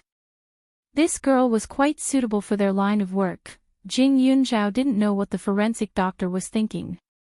After wandering around, he lifted his foot and walked in Zhong Qing's direction. There was a policeman beside Zhong Qing watching. Because he suspected that she was an accomplice, he asked her to come over to point out the location of all the bodies. However, it was obvious that Zhong Qing didn't help at all. Zhong Qing's crime wasn't serious because she wasn't involved in the entire incident at all. Even if she informed her two brothers to kidnap Su Chu, it was through the phone. In addition, she didn't follow Jing Yunzhao and didn't know the crime scene, so at most, she didn't report it. Moreover, the situation she knew wasn't about the explosion or the murder case. Of course, Jing Yunzhao's previous testimony also played a huge role. If Jing Yunzhao insisted that Zhong Qing was the instigator, then she could also accuse the other two brothers of the Zhong family. With a witness, Zhong Qing wouldn't be able to deny it even if he wanted to. However, compared to staying in prison, Jing Yunzhao hoped that Zhong Qing would be able to get away with it. Jing Yunzhao walked to the front and spoke to the police officer. The other party then walked a little further away. "Is human meat delicious?" Only then did he ask. She stared at Zhong Qing with a cold expression. In an instant, she saw that cute face as white as silk and empty eyes staring at her. Jing Yunzhao. It's you again." Zhong Qing muttered. Why was she everywhere? And why was she still alive when Hu Chang died? Didn't they die together? Moreover, Hu Chang clearly said that he was just going to teach her a lesson. He said that he was going to lock her up in the factory for a night and release some snakes, insects, rats, and ants to scare her. But who knew that in just one day, the situation would change so drastically? The factory exploded, the news spread like wildfire. When she heard about it, she panicked. She knew that Jing Yunzhao and Su Chu were inside, but if someone found out that there were people inside, they would definitely investigate. They might even find out about her. Just as she was complaining about Hu Chang causing the accident, the police came to the door and turned the entire house upside down. Most importantly, they found the bodies in the basement. At that moment, the bodies were moved out of the basement one by one. They looked especially terrifying, and her legs went weak. She wanted to leave, but the police stopped her. And they were killing people. The air was filled with the smell of corpses. Those corpses were only about 5 meters away from her. It was so scary. Zhong Qing's expression was unfocused. Her brain was not listening to her. When she heard Jing Yunzhao talking about human flesh, she was in a trance for a long time. Then, she said in fear, "I don't know. I didn't kill them. Jing Yunzhao, why do you want to harm me? I didn't kill anyone." Didn't? Yes, she didn't. But if she didn't have the space, then she did. Although Hu Chang was the mastermind and had a motive, Zhong Qing was his accomplice. She was the one who almost killed Su Chu and her. Now, she was saying that she didn't kill anyone. She clearly had that idea, didn't she? But she didn't dare to do it herself. If she really died, everything would be proven to have nothing to do with Zhong Qing. Zhong Qing would feel lucky and think that she, a bad person, deserved to die. Chapter 530. Jing Yunzhao suddenly sneered and stood in front of her. His expression was arrogant and sarcastic, as if he was looking at a dirty thing. His eyes revealed a strong sense of disgust. Zhong Qing, you didn't kill anyone, but did you eat people? As Jing Yunzhao spoke, he suddenly stepped forward and pinched her chin, making her stare at the 6 corpses on the ground. He continued, did you see that? Although you didn't kill these people, you accompanied Hu Chang and swallowed them into your stomach bite by bite. So let me ask you, is human meat delicious? Seeing such pitiful old people and children, don't you feel that you have tainted them? Zhongqing, you think you are smart, you think you are the messenger of justice. How can you not even know what is hidden in the place where you live? You and Hu Chang have sex on the bed every day, occupying everything in this family. Have you ever thought that they, who were lying in the basement, have been staring at you through the stone wall? Stop talking. Zhongqing struggled hard and was in extreme pain. She didn't eat human meat. How could she eat human meat? She kept comforting herself, but her mind kept thinking about the scenes of those days. Hu Chang was busy in the kitchen. She looked at his back and saw how he took care of the family. She even felt that such a man was very charming. Every time before eating, she would take a deep breath and smell it with a satisfied face. Then, she would give Hu Chang enough face and tell him that this was the best home-cooked meal she had ever eaten. Every bite, Zhongqing only felt as if a large black cloth was covering her eyes. It kept gathering and gathering, covering her vision. She didn't have any strength in her body and was about to faint. At this moment, Jing Yunzhao took out a silver needle from nowhere and directly pierced one of her acupuncture points. Suddenly, her mind was incomparably clear. You don't want to listen to me just because you don't want to. Jing Yunzhao's face was filled with cruelty. He stared at her with a slightly childish face and said fiercely, Miss Shaoqing, you really didn't disappoint me. There's not a single clean spot on your body. You found excuses for yourself and said that you're different from those ladies. Now, you're honored to prove that you're indeed different. Compared to you, they're still very clean. They're not like you, having so much fun with a dismembered demon, living in the same room and having fun every night. After Jing Yunzhao finished speaking, he ruthlessly flung the man aside. Zhongqing instantly lost his balance and felt his body rushing towards the corpses. She wanted to stop, but her body was out of her control. In the blink of an eye, she felt a nauseating sensation on her hands and face. He knelt in front of the corpse, his entire body pressed against the corpse. That smell was familiar yet terrifying. Ah! In an instant, Zhongqing screamed. Her sharp voice attracted everyone's attention. Under everyone's gaze, they saw her crawling forward on the ground, as if someone was grabbing her. Her movements were abnormally slow, but she was still struggling. She kept shouting, "Don't come over. I didn't kill anyone. I didn't kill anyone, don't come over." The corner of Jing Yunzhao's mouth twitched. His expression was cold. The surrounding air seemed to have frozen at this moment. The sound of breathing was so clear. Zhongqing rolled on the ground and crawled. The police hurriedly went forward, but no one could touch her. She continued to shout and scream. She looked like she had gone crazy. Unfortunately, Zhongqing couldn't go crazy. That needle of hers would keep her awake. Now that she was like this, it wasn't that she was crazy, but that she was afraid. Chapter 531. Every time I see Yunzhao like this, I feel shocked and unfamiliar. Xiao Haiqing stood at the door and looked at him from afar. She moved her lips and said softly.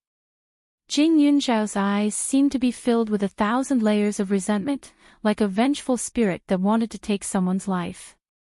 His entire body exuded a cold aura, as if he was isolated from the world and no one could touch him.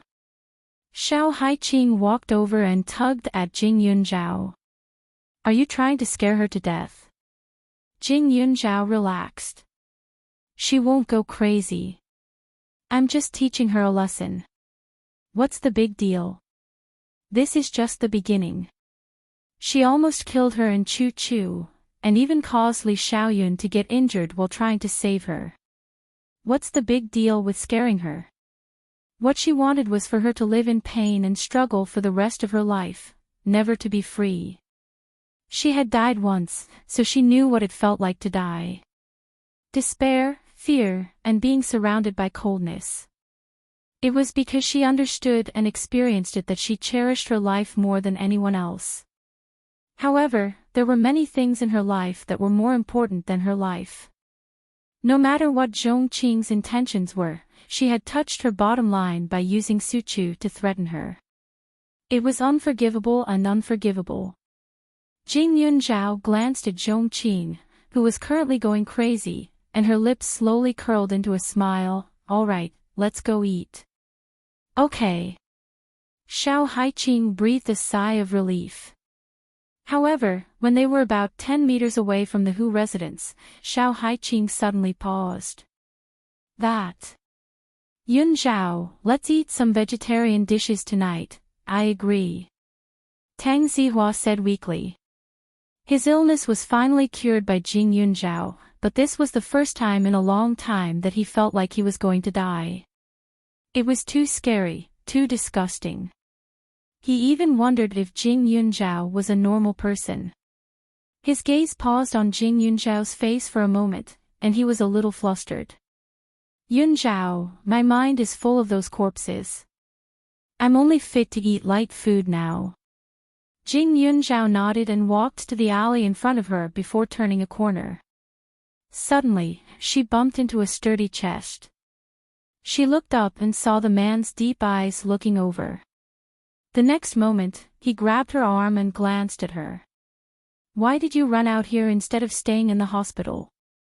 The distance between them was quite close, and there was a hint of ambiguity.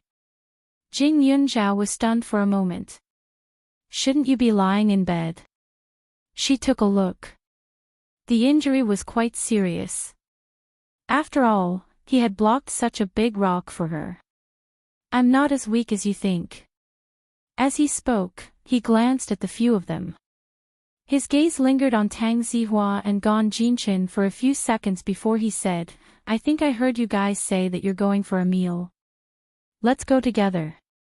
Jing Yunzhao turned to look at the few of them.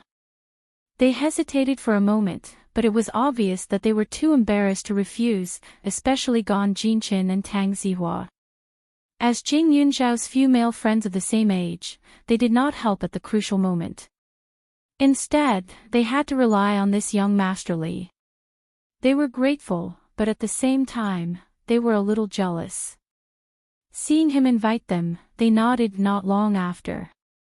Li Xiaoyun was wearing a white shirt. He was about 1.85 meters tall, with a slender figure and a strong presence. He exuded the steadiness and gentlemanly aura of an adult from head to toe. His every move was better than the two little boys. However, the two boys were not willing to admit defeat. They continued to raise their heads and stick out their chests.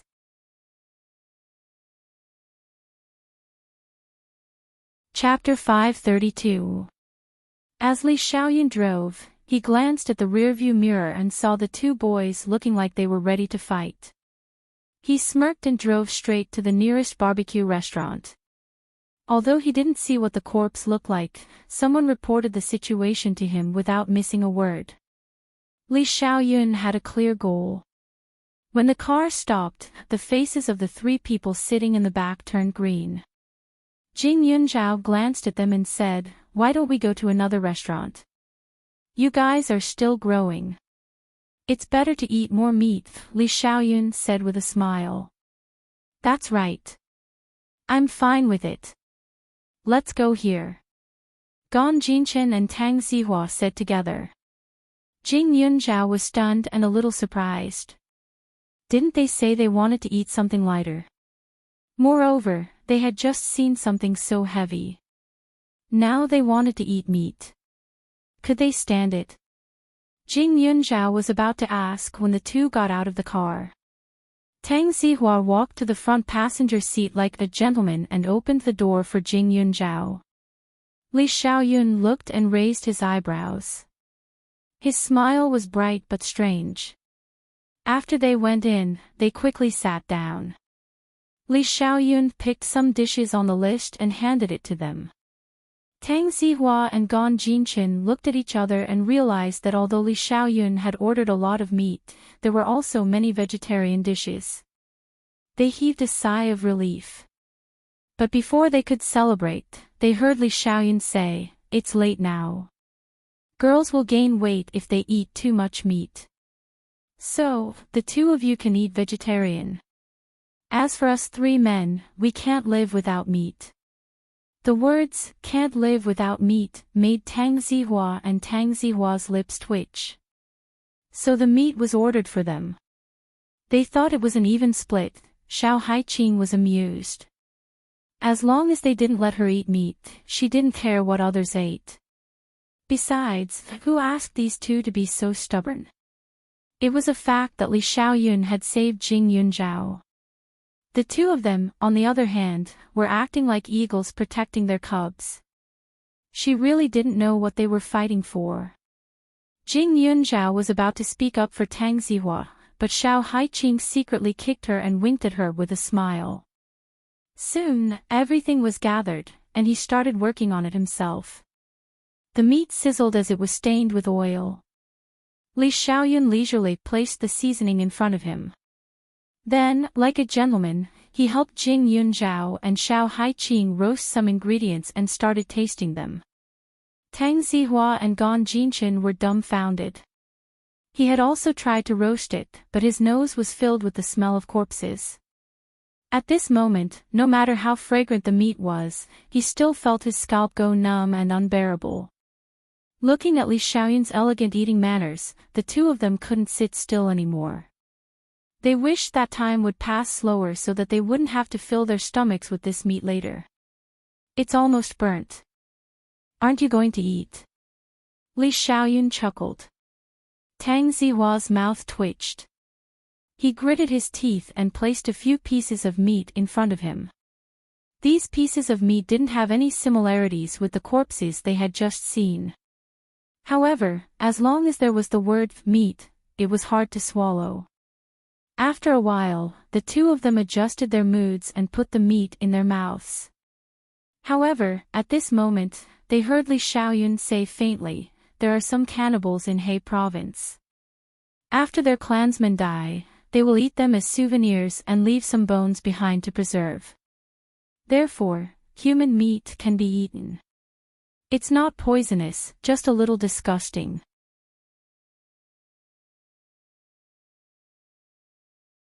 Chapter 533. As soon as Li Xiaoyun finished speaking, Gan Jinchen and Tang Zihua's mouths stopped moving. In the next second, the two of them rushed out and vomited their guts out again. Jing Yunzhao was speechless. She rolled her eyes at him and said, "Is it fun to bully them like this?" Hiss! Li Xiaoyun suddenly paused and moved his body. Jing Yunzhao saw him frowning in pain and quickly asked, "Did you hurt your wound?" "It's okay." Li Xiaoyun pretended to smile and said, "Oh right, Zhao, what did you say just now about bullying them?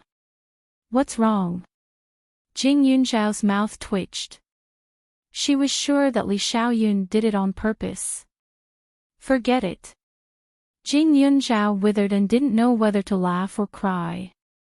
Sometimes, she felt that Li Xiaoyun was unbelievably mature, but other times, he was childish to the extreme.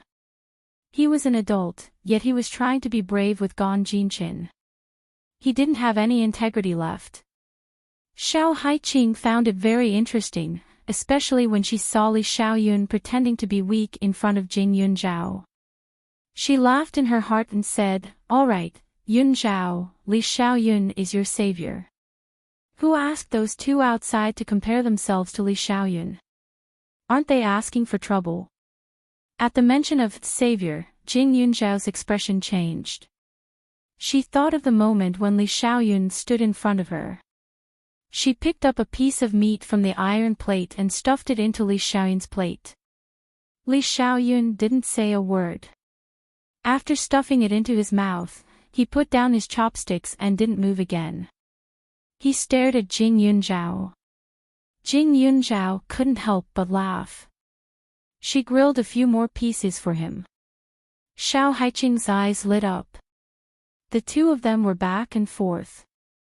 One was grilling vegetables and the other was grilling meat. However, they weren't preparing for each other.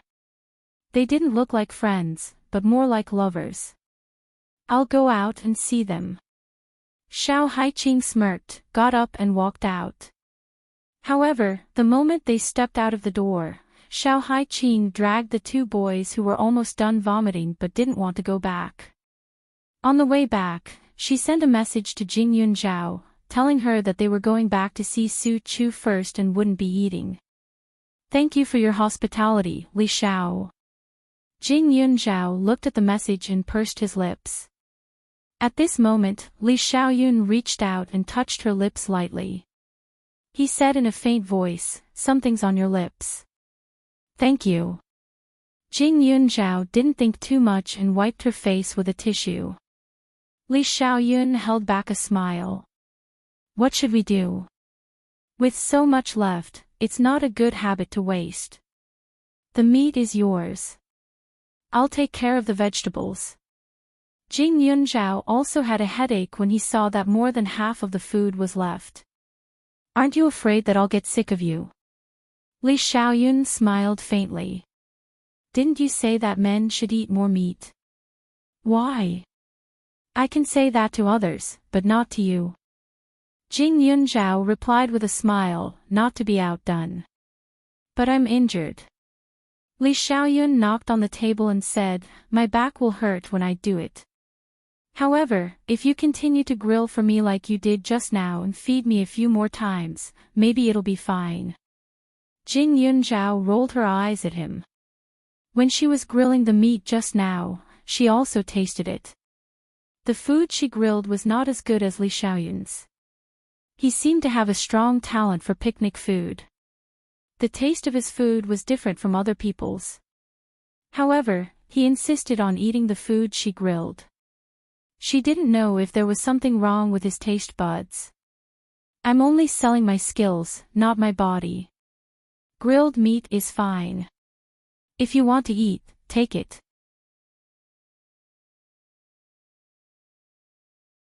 Chapter 534. After Jing Yunzhao said that, she couldn't help but laugh. "How about this, you sell your art, and I sell my body. The price isn't high anyway, I guarantee you can afford it." Li Xiaoyun moved closer and looked like he was joking, but his eyes were very serious. Jing Yunzhao's hands paused, and her mind went blank for a moment.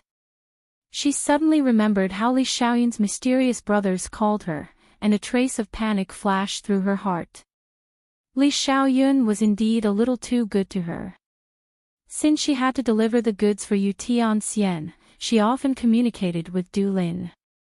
She learned from Du Lin that Li Xiaoyun didn't like to interact with others in the past, and he wasn't very kind to the people around him either. Now, he looked like a normal person, especially when he was with her.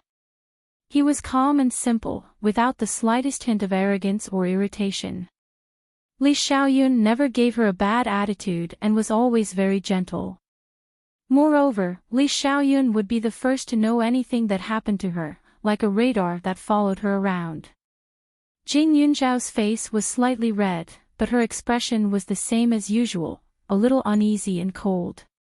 She glanced at Li Xiaoyun and suddenly said, "I'm still a child, I can't find a gigolo." I can't even when I'm older." Li Xiaoyun's mouth twitched. "Gigolo." He was speechless. If he knew that selling his body would be like this, he wouldn't have said anything. However, seeing that she was still a little immature, Li Xiaoyun rubbed his brows.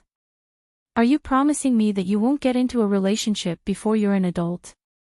There were quite a few fresh meats in that school. All of them were youthful and innocent. Most girls would have their first love fantasies, but he didn't want the little girl he liked to be snatched away by someone else. "You can say that," Jing Yunzhao said unexpectedly. Her current requirements for the future were very simple: study, make medicine, and practice medicine. As for men, she would wait until she grew up. Although her Yuling wine was very good now, it was certain that there was a gap between it and Li Xiaoyun. However, thinking of this, Jing Yunzhao's heart stopped, and a trace of surprise flashed through her eyes, but she quickly suppressed it. Perhaps it was because Li Xiaoyun was the most outstanding man by her side that she would unconsciously compare her future with his.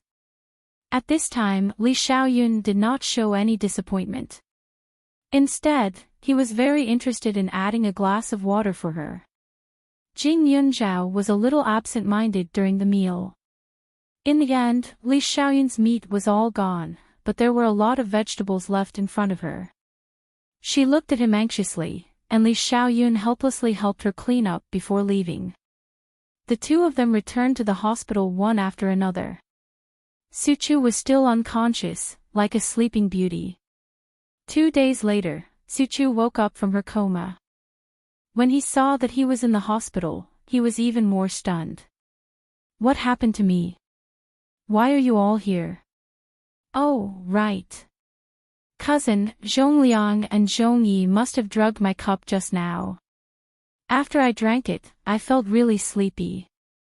Jing Yunzhao chuckled. Xiao Haiqing's mouth was twitching, and other people admired Suchu's luck. After experiencing such a big thing, she still didn't know anything. She was not frightened. She was like a well-behaved little white rabbit. "Well, you've been sleeping for 3 days. I want to find a prince to kiss you and see if I can wake you up." Xiao Haiqing didn't know whether to laugh or cry.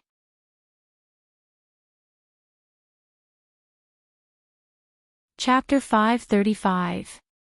3 days. Suchu exclaimed, but when the voice was high, she felt that her throat was very uncomfortable. "Liar.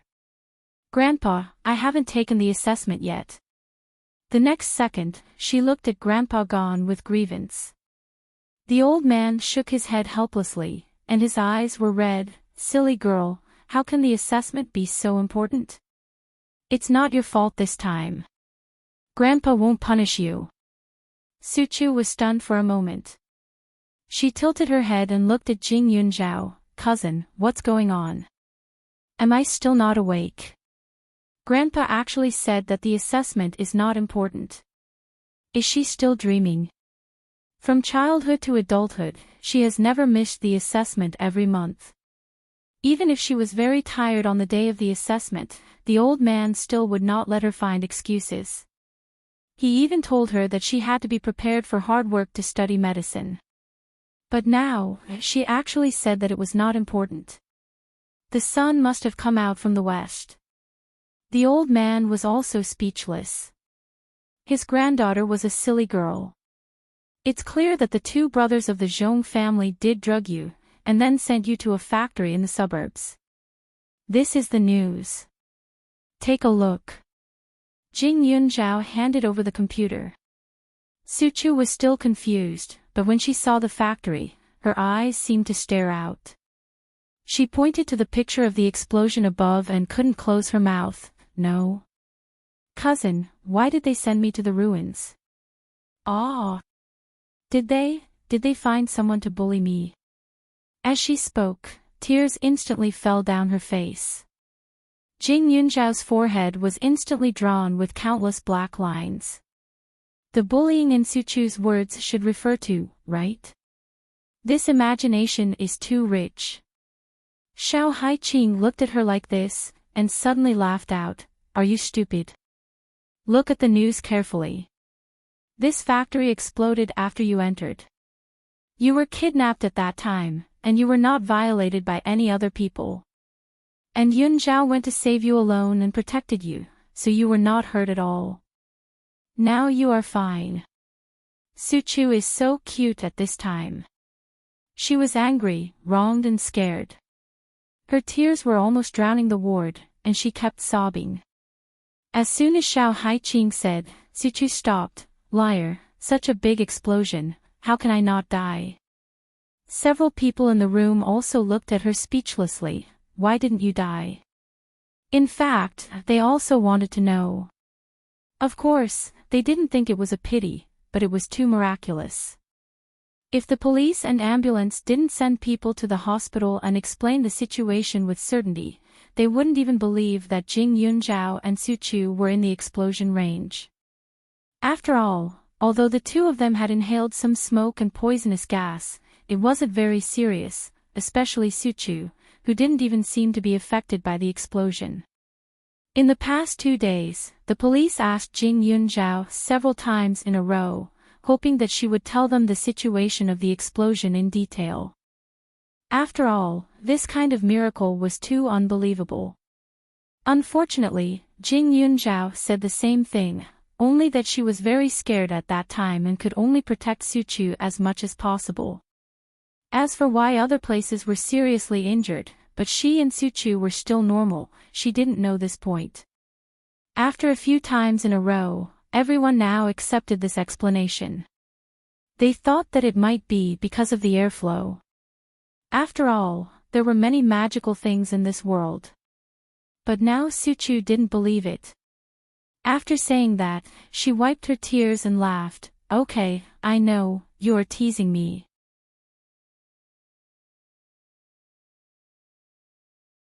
Chapter 536. Dad, Mom, can you kick Zhongliang and Zhongyi out? These two people are too bad. Even if it's a prank, they can't joke about other people's health and safety. How can sleeping pills be taken indiscriminately? Su Chu said angrily. When she thought of her sleepy reaction after taking the medicine, she felt a little scared. When Su Chu's parents heard this, a trace of sadness flashed across their faces. Chu Chu, don't worry. Now those two people don't live in our house, and the school has already expelled them. Although Zhongliang and Zhongyi only wanted to teach Su Chu a lesson, the result was very serious, so they were taken in for education. Zhongqing was luckier because during the kidnapping process, it was Hu Chang who contacted the two brothers. Although Zhongqing played the role of a bridge, he didn't participate in the kidnapping. The two brothers didn't give up Zhongqing at all, so Zhongqing was like an innocent person in this incident. In addition, with Jing Yunzhao's testimony, now that the police confirmed that Zhongqing didn't cooperate with Hu Chang to kill the family of 6, they had already released him. Jing Yunzhao had already asked Hua Zhe to look at him. Expelled. Su Chu was stunned. Yes. Their Su family didn't owe the Zhong family anything. They provided them with food, drinks and education, but in the end, they dared to drug her. This kind of person was simply biting the hand that fed them. Su Chu still felt that the explosion was just a few people teasing her at this time. She didn't think much about it at all. Su Chu's parents had long regretted it. If they hadn't led the wolf into the house, their daughter wouldn't have been in such danger. But fortunately, Su Chu wasn't frightened during the process. If it left a shadow, they, as parents, would be distressed. Now that Su Chu woke up, she ate something not long after. Although her body was still a little weak, she recovered quickly and looked quite energetic. However, not long after, when the police came to inquire, Su Chu was dumbfounded. Was she really kidnapped? Moreover, it was such a serious explosion case. Su Chu looked at the police with a stunned face. Uncle, I thought I just slept. She didn't even feel like she had slept for 3 days. No wonder her parents' eyes were red when they looked at her. And her grandfather, who used to be the most strict, was also very gentle now. It turned out that she had really gone through a life and death situation. Su Chu's feelings were complicated and contradictory. It was an explosion, and it was something closely related to her. She actually fell asleep the moment she closed her eyes. Now, everyone was asking her if she really didn't feel it at all. This made her feel really awkward, as if she was the god of sleep. After the policeman left, Su Chu was crying and laughing at the same time. It's so embarrassing. Look at the way the policeman looked at me just now. He didn't even believe me. For some people, even if they were unconscious, the outside world would more or less be reflected in their minds through dreams. However, Suchu did not. She even slept very soundly. She was too embarrassed to tell others that she was having a sweet dream. You can laugh secretly. If you really saw the situation at that time, wouldn't you be scared to tears? Xiao Haiqing reached out and handed her half of the orange. She ate a piece and said. Suddenly, Suchu nodded like a chick pecking at rice. Fortunately, I fainted. Otherwise, I might have been scared to cry and scream. When that time comes, the prisoner might be angry and detonate the bomb in advance to kill me. Hearing this, the people around them were overjoyed. At least she had some self-awareness. After Su Chu woke up, it was no longer a big problem. After another day of hospitalization, she was discharged from the hospital.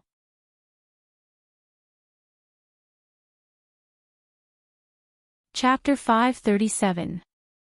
Li Xiaoyun's ward next door had long been empty. Those strange-looking men had also disappeared. Li Xiaoyun was like Superman. He didn't take his injury seriously at all, which made Jing Yunzhao and the others worry for a while. Outside the hospital, the rain turned sunny. The sun shone through the glass, and the surroundings shone faintly.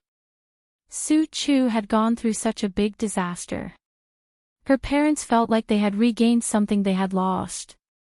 They quickly slowed down their work and wholeheartedly took care of her for a few days.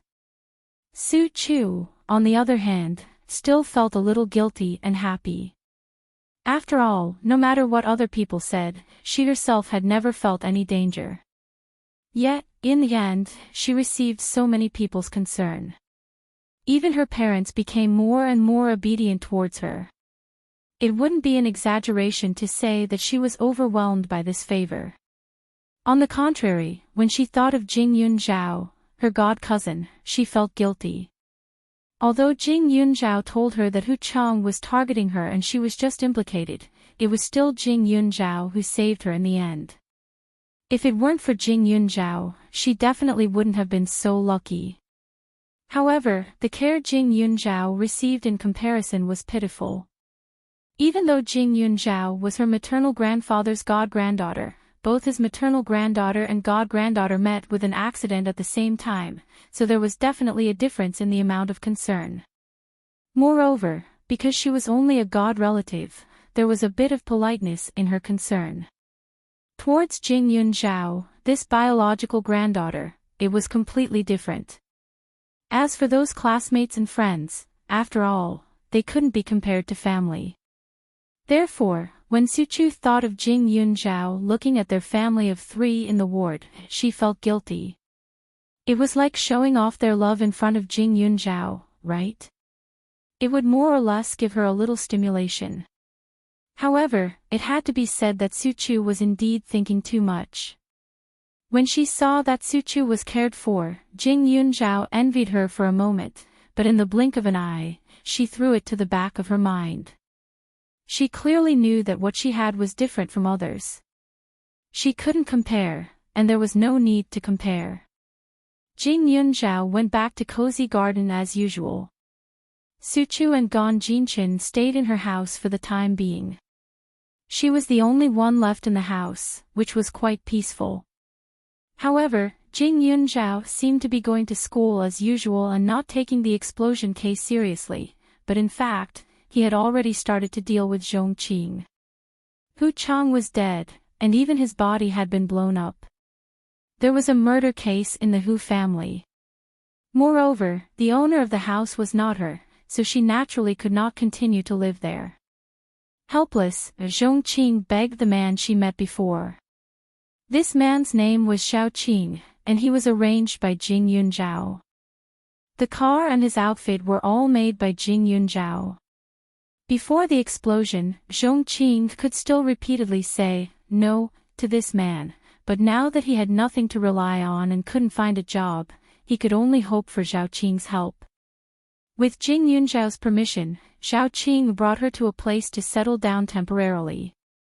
However, this place was even worse than the Hu family's house. It could only be considered a shelter from the wind and rain. Everything was extremely shabby, and it was very noisy upstairs and downstairs. It was like a slum. When Zhongqing saw this place, she was dumbfounded. Zhao Qing had such a good car and dressed so decently. How could he find such a house for her? Even if it wasn't a villa, it should be a high-end community. Brother Qing. This house. Zhongqing looked wronged, as if she had been insulted. Zhao Qing smiled and said, Qing, I know you have a backbone and don't want to take advantage of me. So after thinking about it, I decided to bring you to my hometown to stay temporarily. Back then, I started from scratch here. It's very meaningful. In this lifetime, I've only brought you here.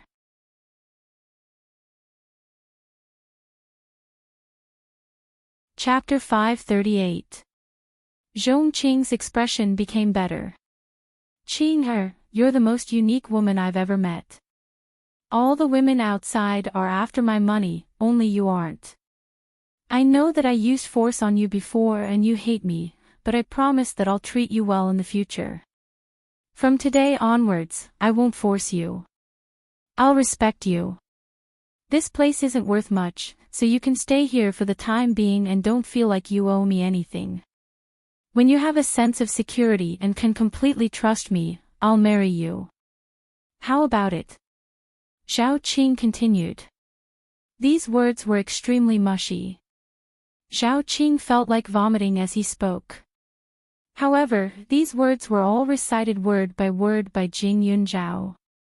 If he didn't say it, he wouldn't be able to get the money. Zhongqing had always been self-righteous. No matter how good others were to her, she could still pick out 10,000 problems with them. Previously, when Zhao Qing found her, he used force. He was completely on the offensive of a domineering CEO. At that time, Zhongqing said that she didn't want it, but her body became more and more honest. Now, this domineering CEO suddenly became a central air conditioner. It was completely a state of, for your own good. Zhongqing suddenly had a bitter feeling that she couldn't speak of. Previously, she had a place to live, but now, she didn't. She couldn't be picky. But now, Zhao Qing actually said that he would respect her and not force her to do things that she didn't want, but she wanted it now. She wasn't a masochist. How could she hope to live in such a poor place? There were also some indecent places in the surroundings. It was a complete mess. However, she couldn't say no. After all, Zhao Qing was her only hope now. He kept saying that he liked her self-esteem, self-love, and backbone. If she suddenly changed her mind and asked Zhao Qing to buy a house for her, Zhao Qing would definitely not like her. Thinking of this, Zhongqing's heart trembled. She felt a little regretful. Why did she stubbornly say no to Zhao Qing before? She caused him to misunderstand her meaning now. Unfortunately, no matter how unwilling he was, Zhongqing had nothing to say. He even had to bite the bullet and say, "Don't think that I will thank you. I will earn my own money to pay you back the rent. However, this job isn't that easy to find. You don't have any money right now. You can't even afford a wardrobe. I can give it to you, but you won't accept it. Qing, I think you shouldn't mention the rent. Even if you don't pay, others won't think that you're my mistress. Pay. Don't underestimate me. I know I'm in urgent need of money. How about this, you lend me the money and I'll write you an IOU. One day, I will prove to you that I, Zhongqing, am not a cheap woman." Zhongqing immediately said. Zhao Qing looked like he was in a difficult position. In the end, he sighed and said, I really don't know what to do with you. Alright, then how much do you want? Zhao Qing took out a pen and paper and asked. Let's make it clear, it's borrowed. Just borrow 30,000 yuan first. Zhongqing said again. In the past, when she was in a relationship, Her boyfriend would give her a lot of beautiful clothes, not to mention bags and shoes. She didn't spend any money, so she didn't know their value. However, after she moved to Hu Chang's place, she didn't have any new clothes to wear. She went to the store to take a look. The cheap ones didn't look good, and the quality couldn't compare to the ones she used to wear. She didn't want any of the clothes she used to wear in the Hu family. When she saw them, she thought of the smell of corpses. Therefore, she had to change them all. She had to dress up beautifully and go out to look for a job in her best condition. She would definitely get better and better.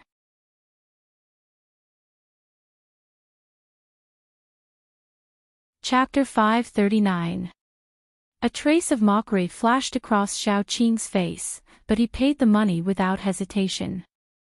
Zhong Qing wrote down the IOU very seriously. Every stroke was neat and tidy, as if she was worried that others would doubt her determination to return the money. The next day, Zhong Qing went to buy a few sets of clothes, inside and outside, plus some bags and shoes.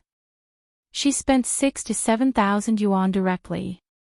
After doing all this, Zhong Qing redid her hairstyle, intending to start from scratch. She bought a lot of cosmetics and some accessories on the way. The things were not the best, but they were not cheap either.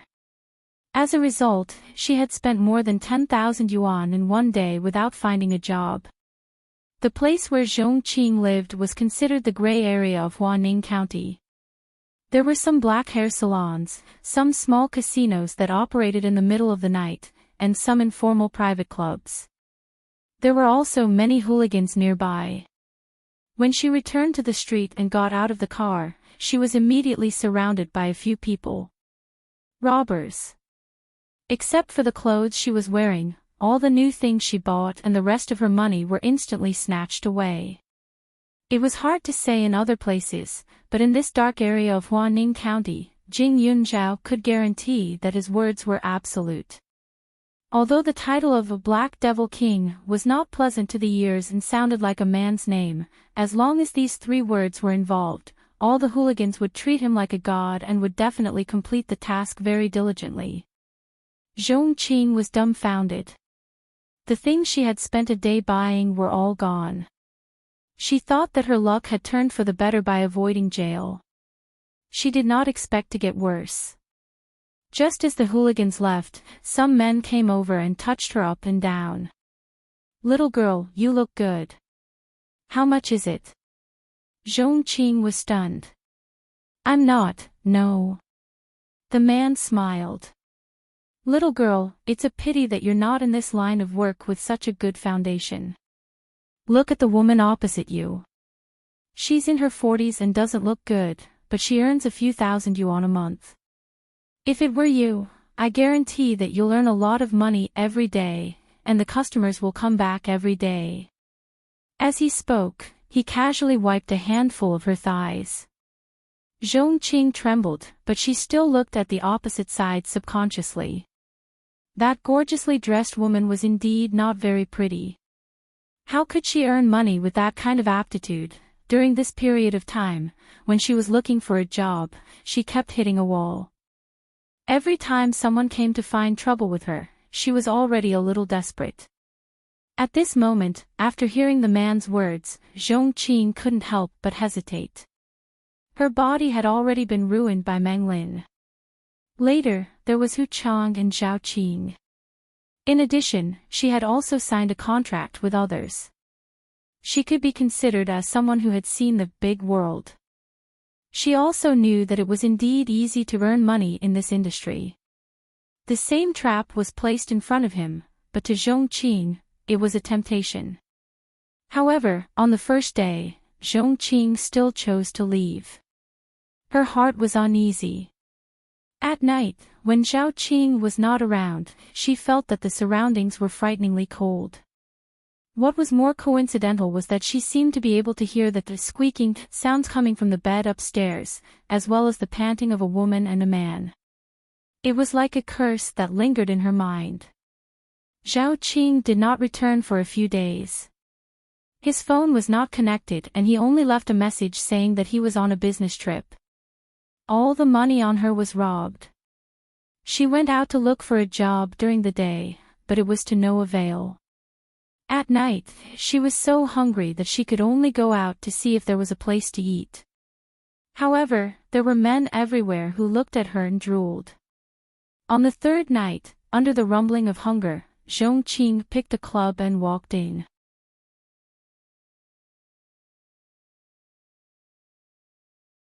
Chapter 540. Zhongqing's appearance was pure, and she was considered to be the most outstanding among women.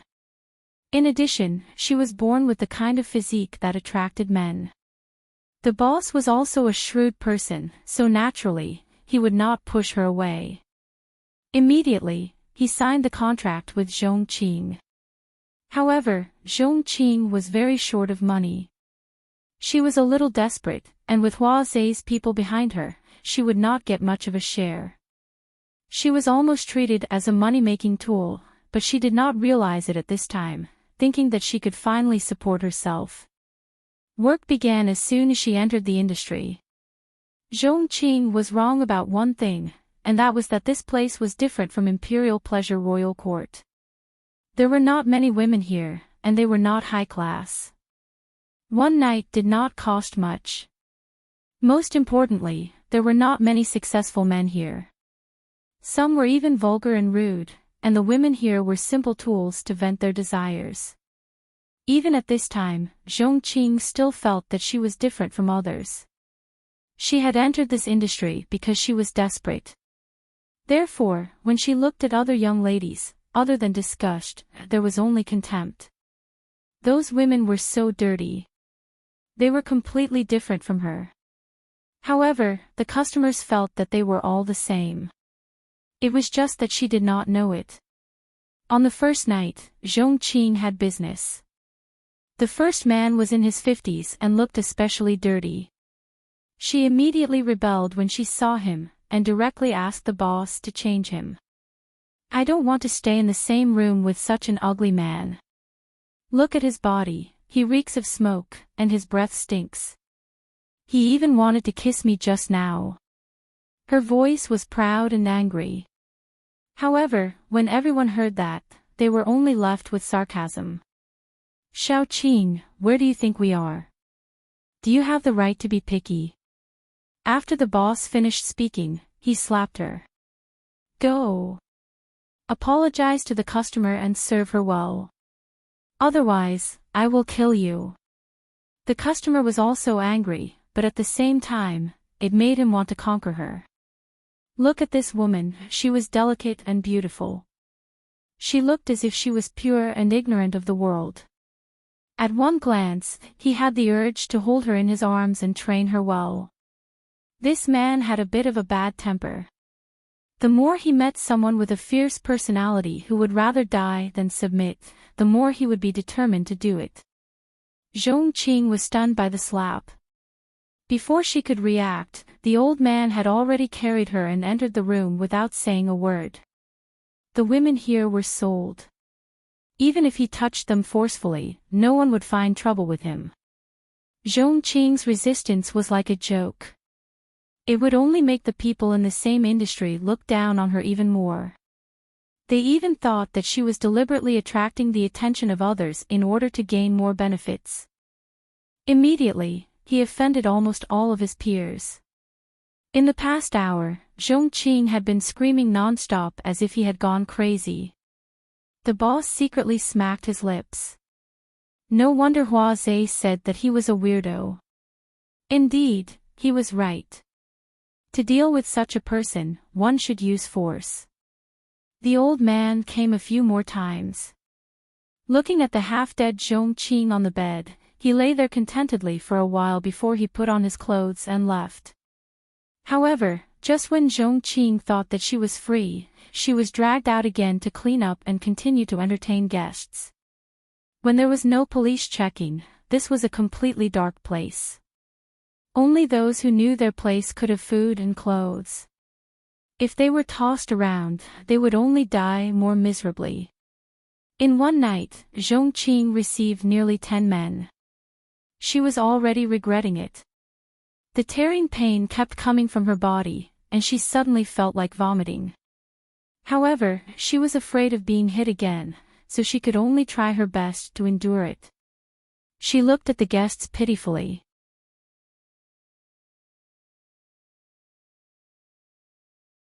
Chapter 541. The women in this clubhouse were basically willing, so no one would specially watch over them. Zhongqing was a little different, so the boss gave her a little special care. Xiaoqing, you earned a lot of money tonight. I'll give you the balance at the end of the month. You have to think carefully. If you don't come, then you'll have nothing. You'll have worked for nothing tonight. In the morning, before Zhongqing left, the boss looked at her and smiled. Zhongqing shuddered. Money. She had been out for so long. Had she finally earned money? Although she had suffered a lot, it was not like before, where she was always fired for all kinds of reasons. She originally wanted to quit, but if she regretted it now, last night's work would be useless. She would not have anything to eat or drink. But now, at least she had something to eat to fill her stomach. Her thoughts were slowly changing. Looking at the faint sunlight outside, it was incomparably dazzling, and she was in a sorry state. Sure enough, he went there again the next night. As for her movements, Jingyun Zhao was clear as day. There were not so many places to make money in Huaning County. One had to pay a price. Although the name of the place sounded a little nicer, the transactions inside had never been clean. Moreover, most of the customers were ordinary men. It was impossible for her to hug the thighs of those men tightly. Appearance was indeed Zhongqing's capital, but it also depended on what kind of place it was. Young people might still have the passion to be obsessed with beautiful women, but those men's age determined that they had more rich life experience. No one would be foolish enough to give the rest of their life to a woman who only knew how to make love in bed. Different men changed every day.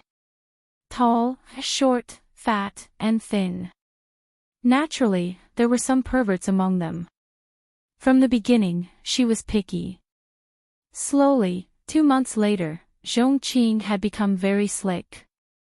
She learned how to snatch customers, learned how to use a charming smile to make men surrender early. She even forgot that she had an old lover called Xiaoqing. And 2 months later, Xiaoqing returned. Seeing the man at home, Zhongqing was stunned for a moment and hurriedly rushed up. Brother Zhao. Brother Zhao, you're finally back. I've been living so hard these days. Xiaoqing was also stunned. He could not help but admire the importance of environment to a person. At this moment, there was nothing but vulgarity on Zhongqing. Even the tone of her voice had changed. I heard you sold yourself, the man asked. I didn't do it on purpose. I can't find a job, I can't eat, and that boss forced me. I can only do this. Brother Zhao, where have you been these days? I can't find you, I'm going crazy. She looked like an abandoned woman. Zhaoqing snorted coldly in his heart and said, Xiaoqing, I didn't expect you to suffer such grievances. It's all my fault. Come, let's go get our marriage certificate. I'll marry you, and from now on, I won't let you suffer the slightest bit. Zhongqing was stunned. So Xiaoqing had such deep feelings for her. During this period of time, she had thought that he had abandoned her. But when she thought about it, she was still living in her old house. Feeling touched, he quickly nodded his head. He was even worried that Xiaoqing would go back on his word. That very day, he took the household register and rushed to the Civil Affairs Bureau. In just a short while, Zhongqing was already a married man. Hubby. I'm already yours, but I've done a lot of bad things to you in that place. Everyone nearby knows about it, so I think I should move away. I want to live with you.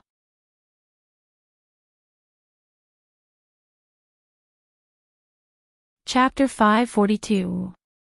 Zhongqing looked at the man in front of her affectionately. She was like a little woman who was in the midst of happiness. Her eyes were hazy with tears as she tugged at his arm. She seemed to be acting coquettishly and pleading at the same time.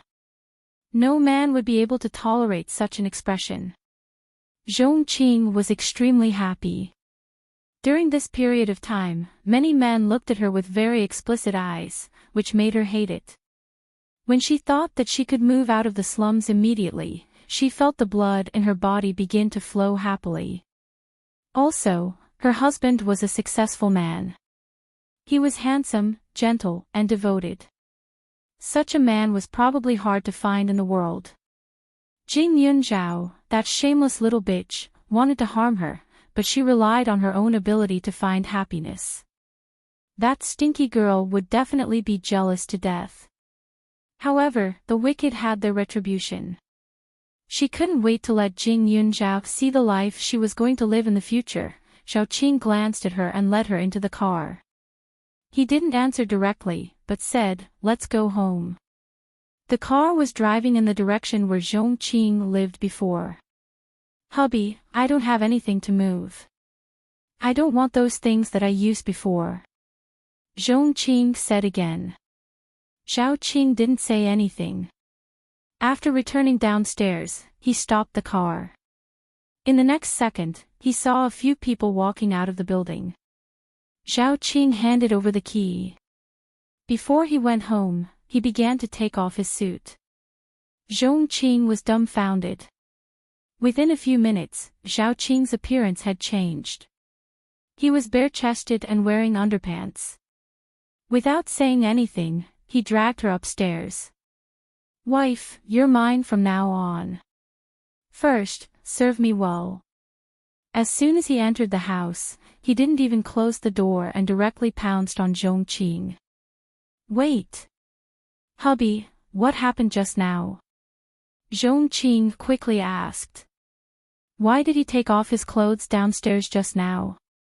Also, the car was driven away by someone. Qing, if I don't have money, will you still love me?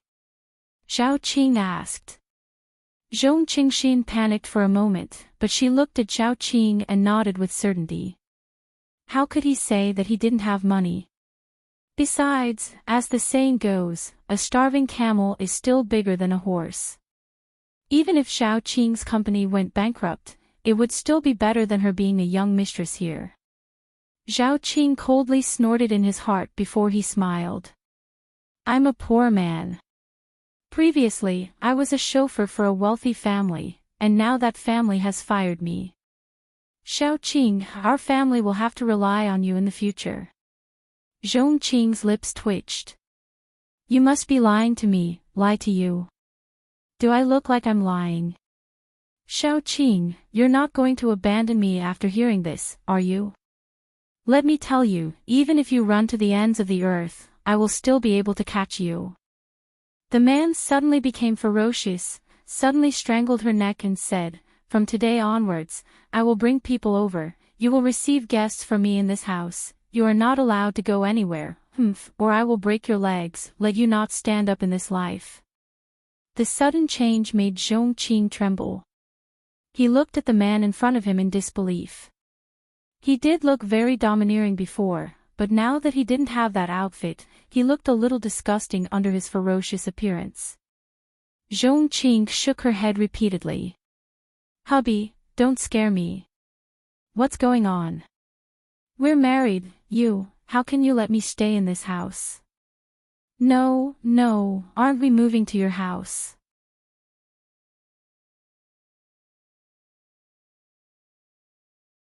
Chapter 543. The man smiled. His smile was sloppy and a little vicious. He stared at Zhongqing with a mocking expression. My house. This is my house. No. It's not like that. You clearly said. Halfway through her sentence, Zhongqing was stunned. You're a liar. In fact, he didn't say anything. He only wore a decent outfit and drove a decent car. The rest were vague hints. For example, he said that this was his hometown, the place where he started from scratch. However, he never said where he was currently living. Every time they met, it was almost like a dragon or a phoenix. Other than that, they rarely talked. She knew nothing, but she had never doubted it. How could this be? Was it all fake? Zhongqing's heart was trembling. She stared at the man in front of her with suspicion and fear. Especially when she thought of what he had just said, she was shocked and afraid. What do you want to do? What do you want to do? What do I want to do? You're my wife now. What do you think I want to do? From today onwards, you'll be responsible for subsidizing the family.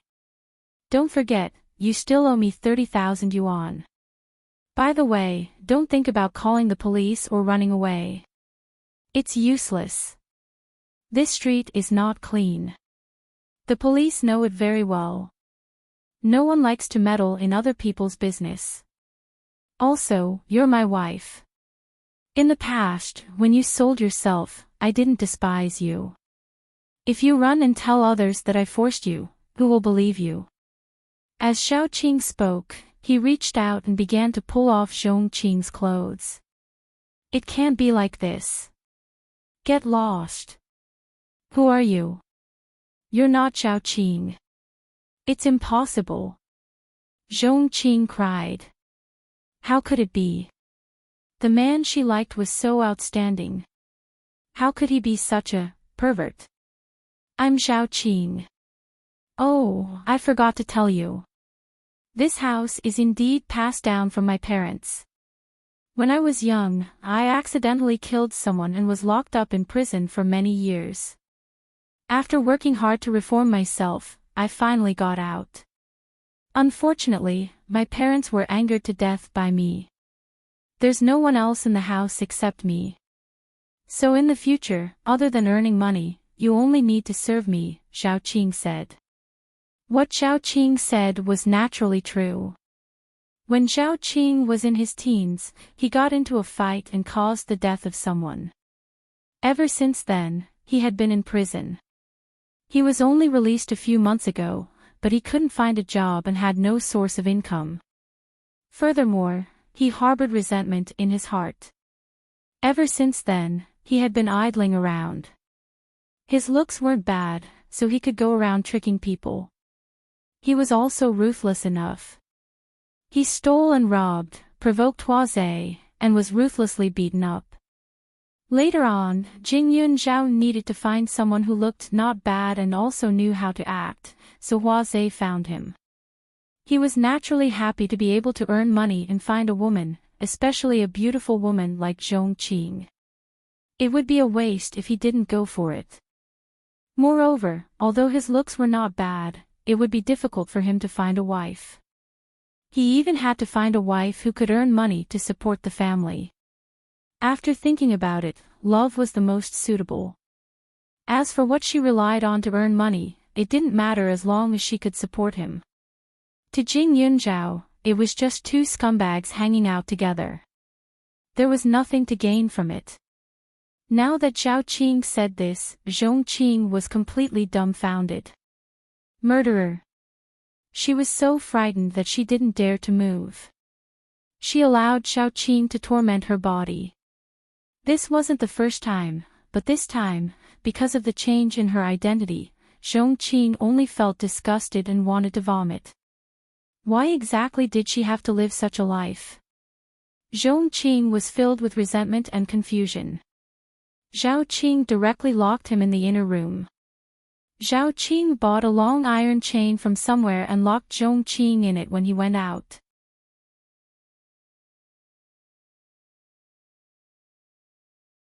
Chapter 544.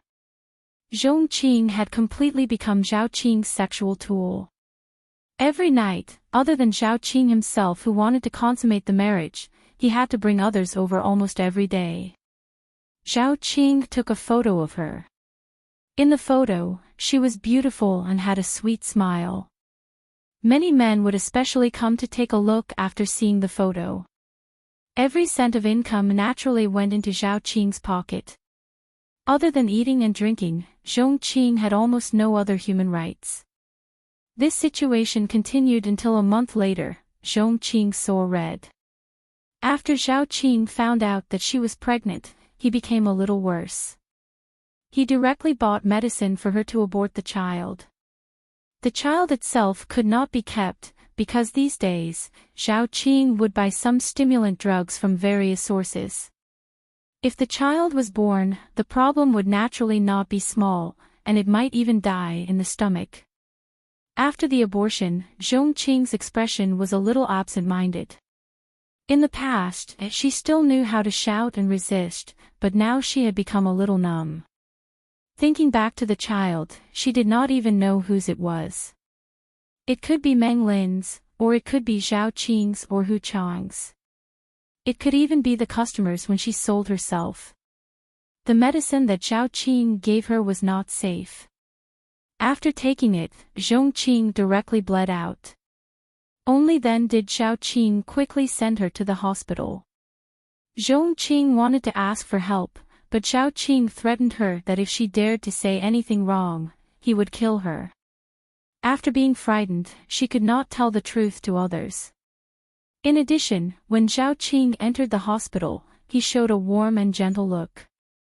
He told others that his wife used to work in a dirty place. Not only did she use medicine indiscriminately, but she was also pregnant with someone else's child.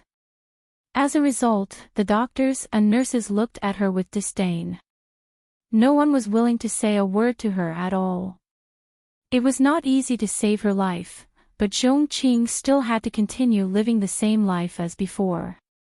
However, compared to Zhao Qing's previous coercion, Zhong Qing had already begun to cooperate, trying to get better treatment from Zhao Qing. Because of the medicine she took before, the hospital determined that she would never be able to have a child in the future. Zhong Qing did not even know whether to be sad or happy. The resentment in his heart had never dissipated, but now he didn't know who to resent. After a few more months, Zhong Qing's appearance was no longer as pure and cute as before. Wrinkles even began to appear on her face, making her look like a crazy woman. There were all kinds of scars on her body.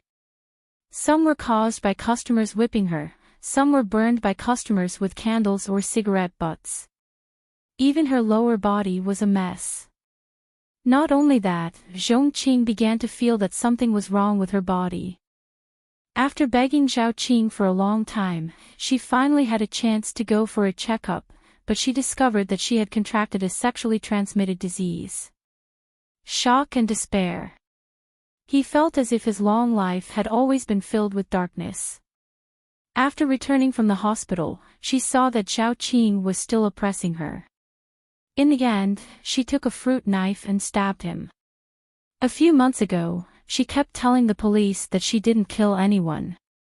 But now, after killing someone, she went straight to the police station with a knife. She looked crazy and kept shouting, "I killed someone. Quickly catch me, I really killed someone, Zhao Qing is dead."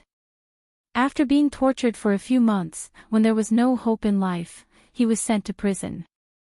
However, life in prison was obviously not easy.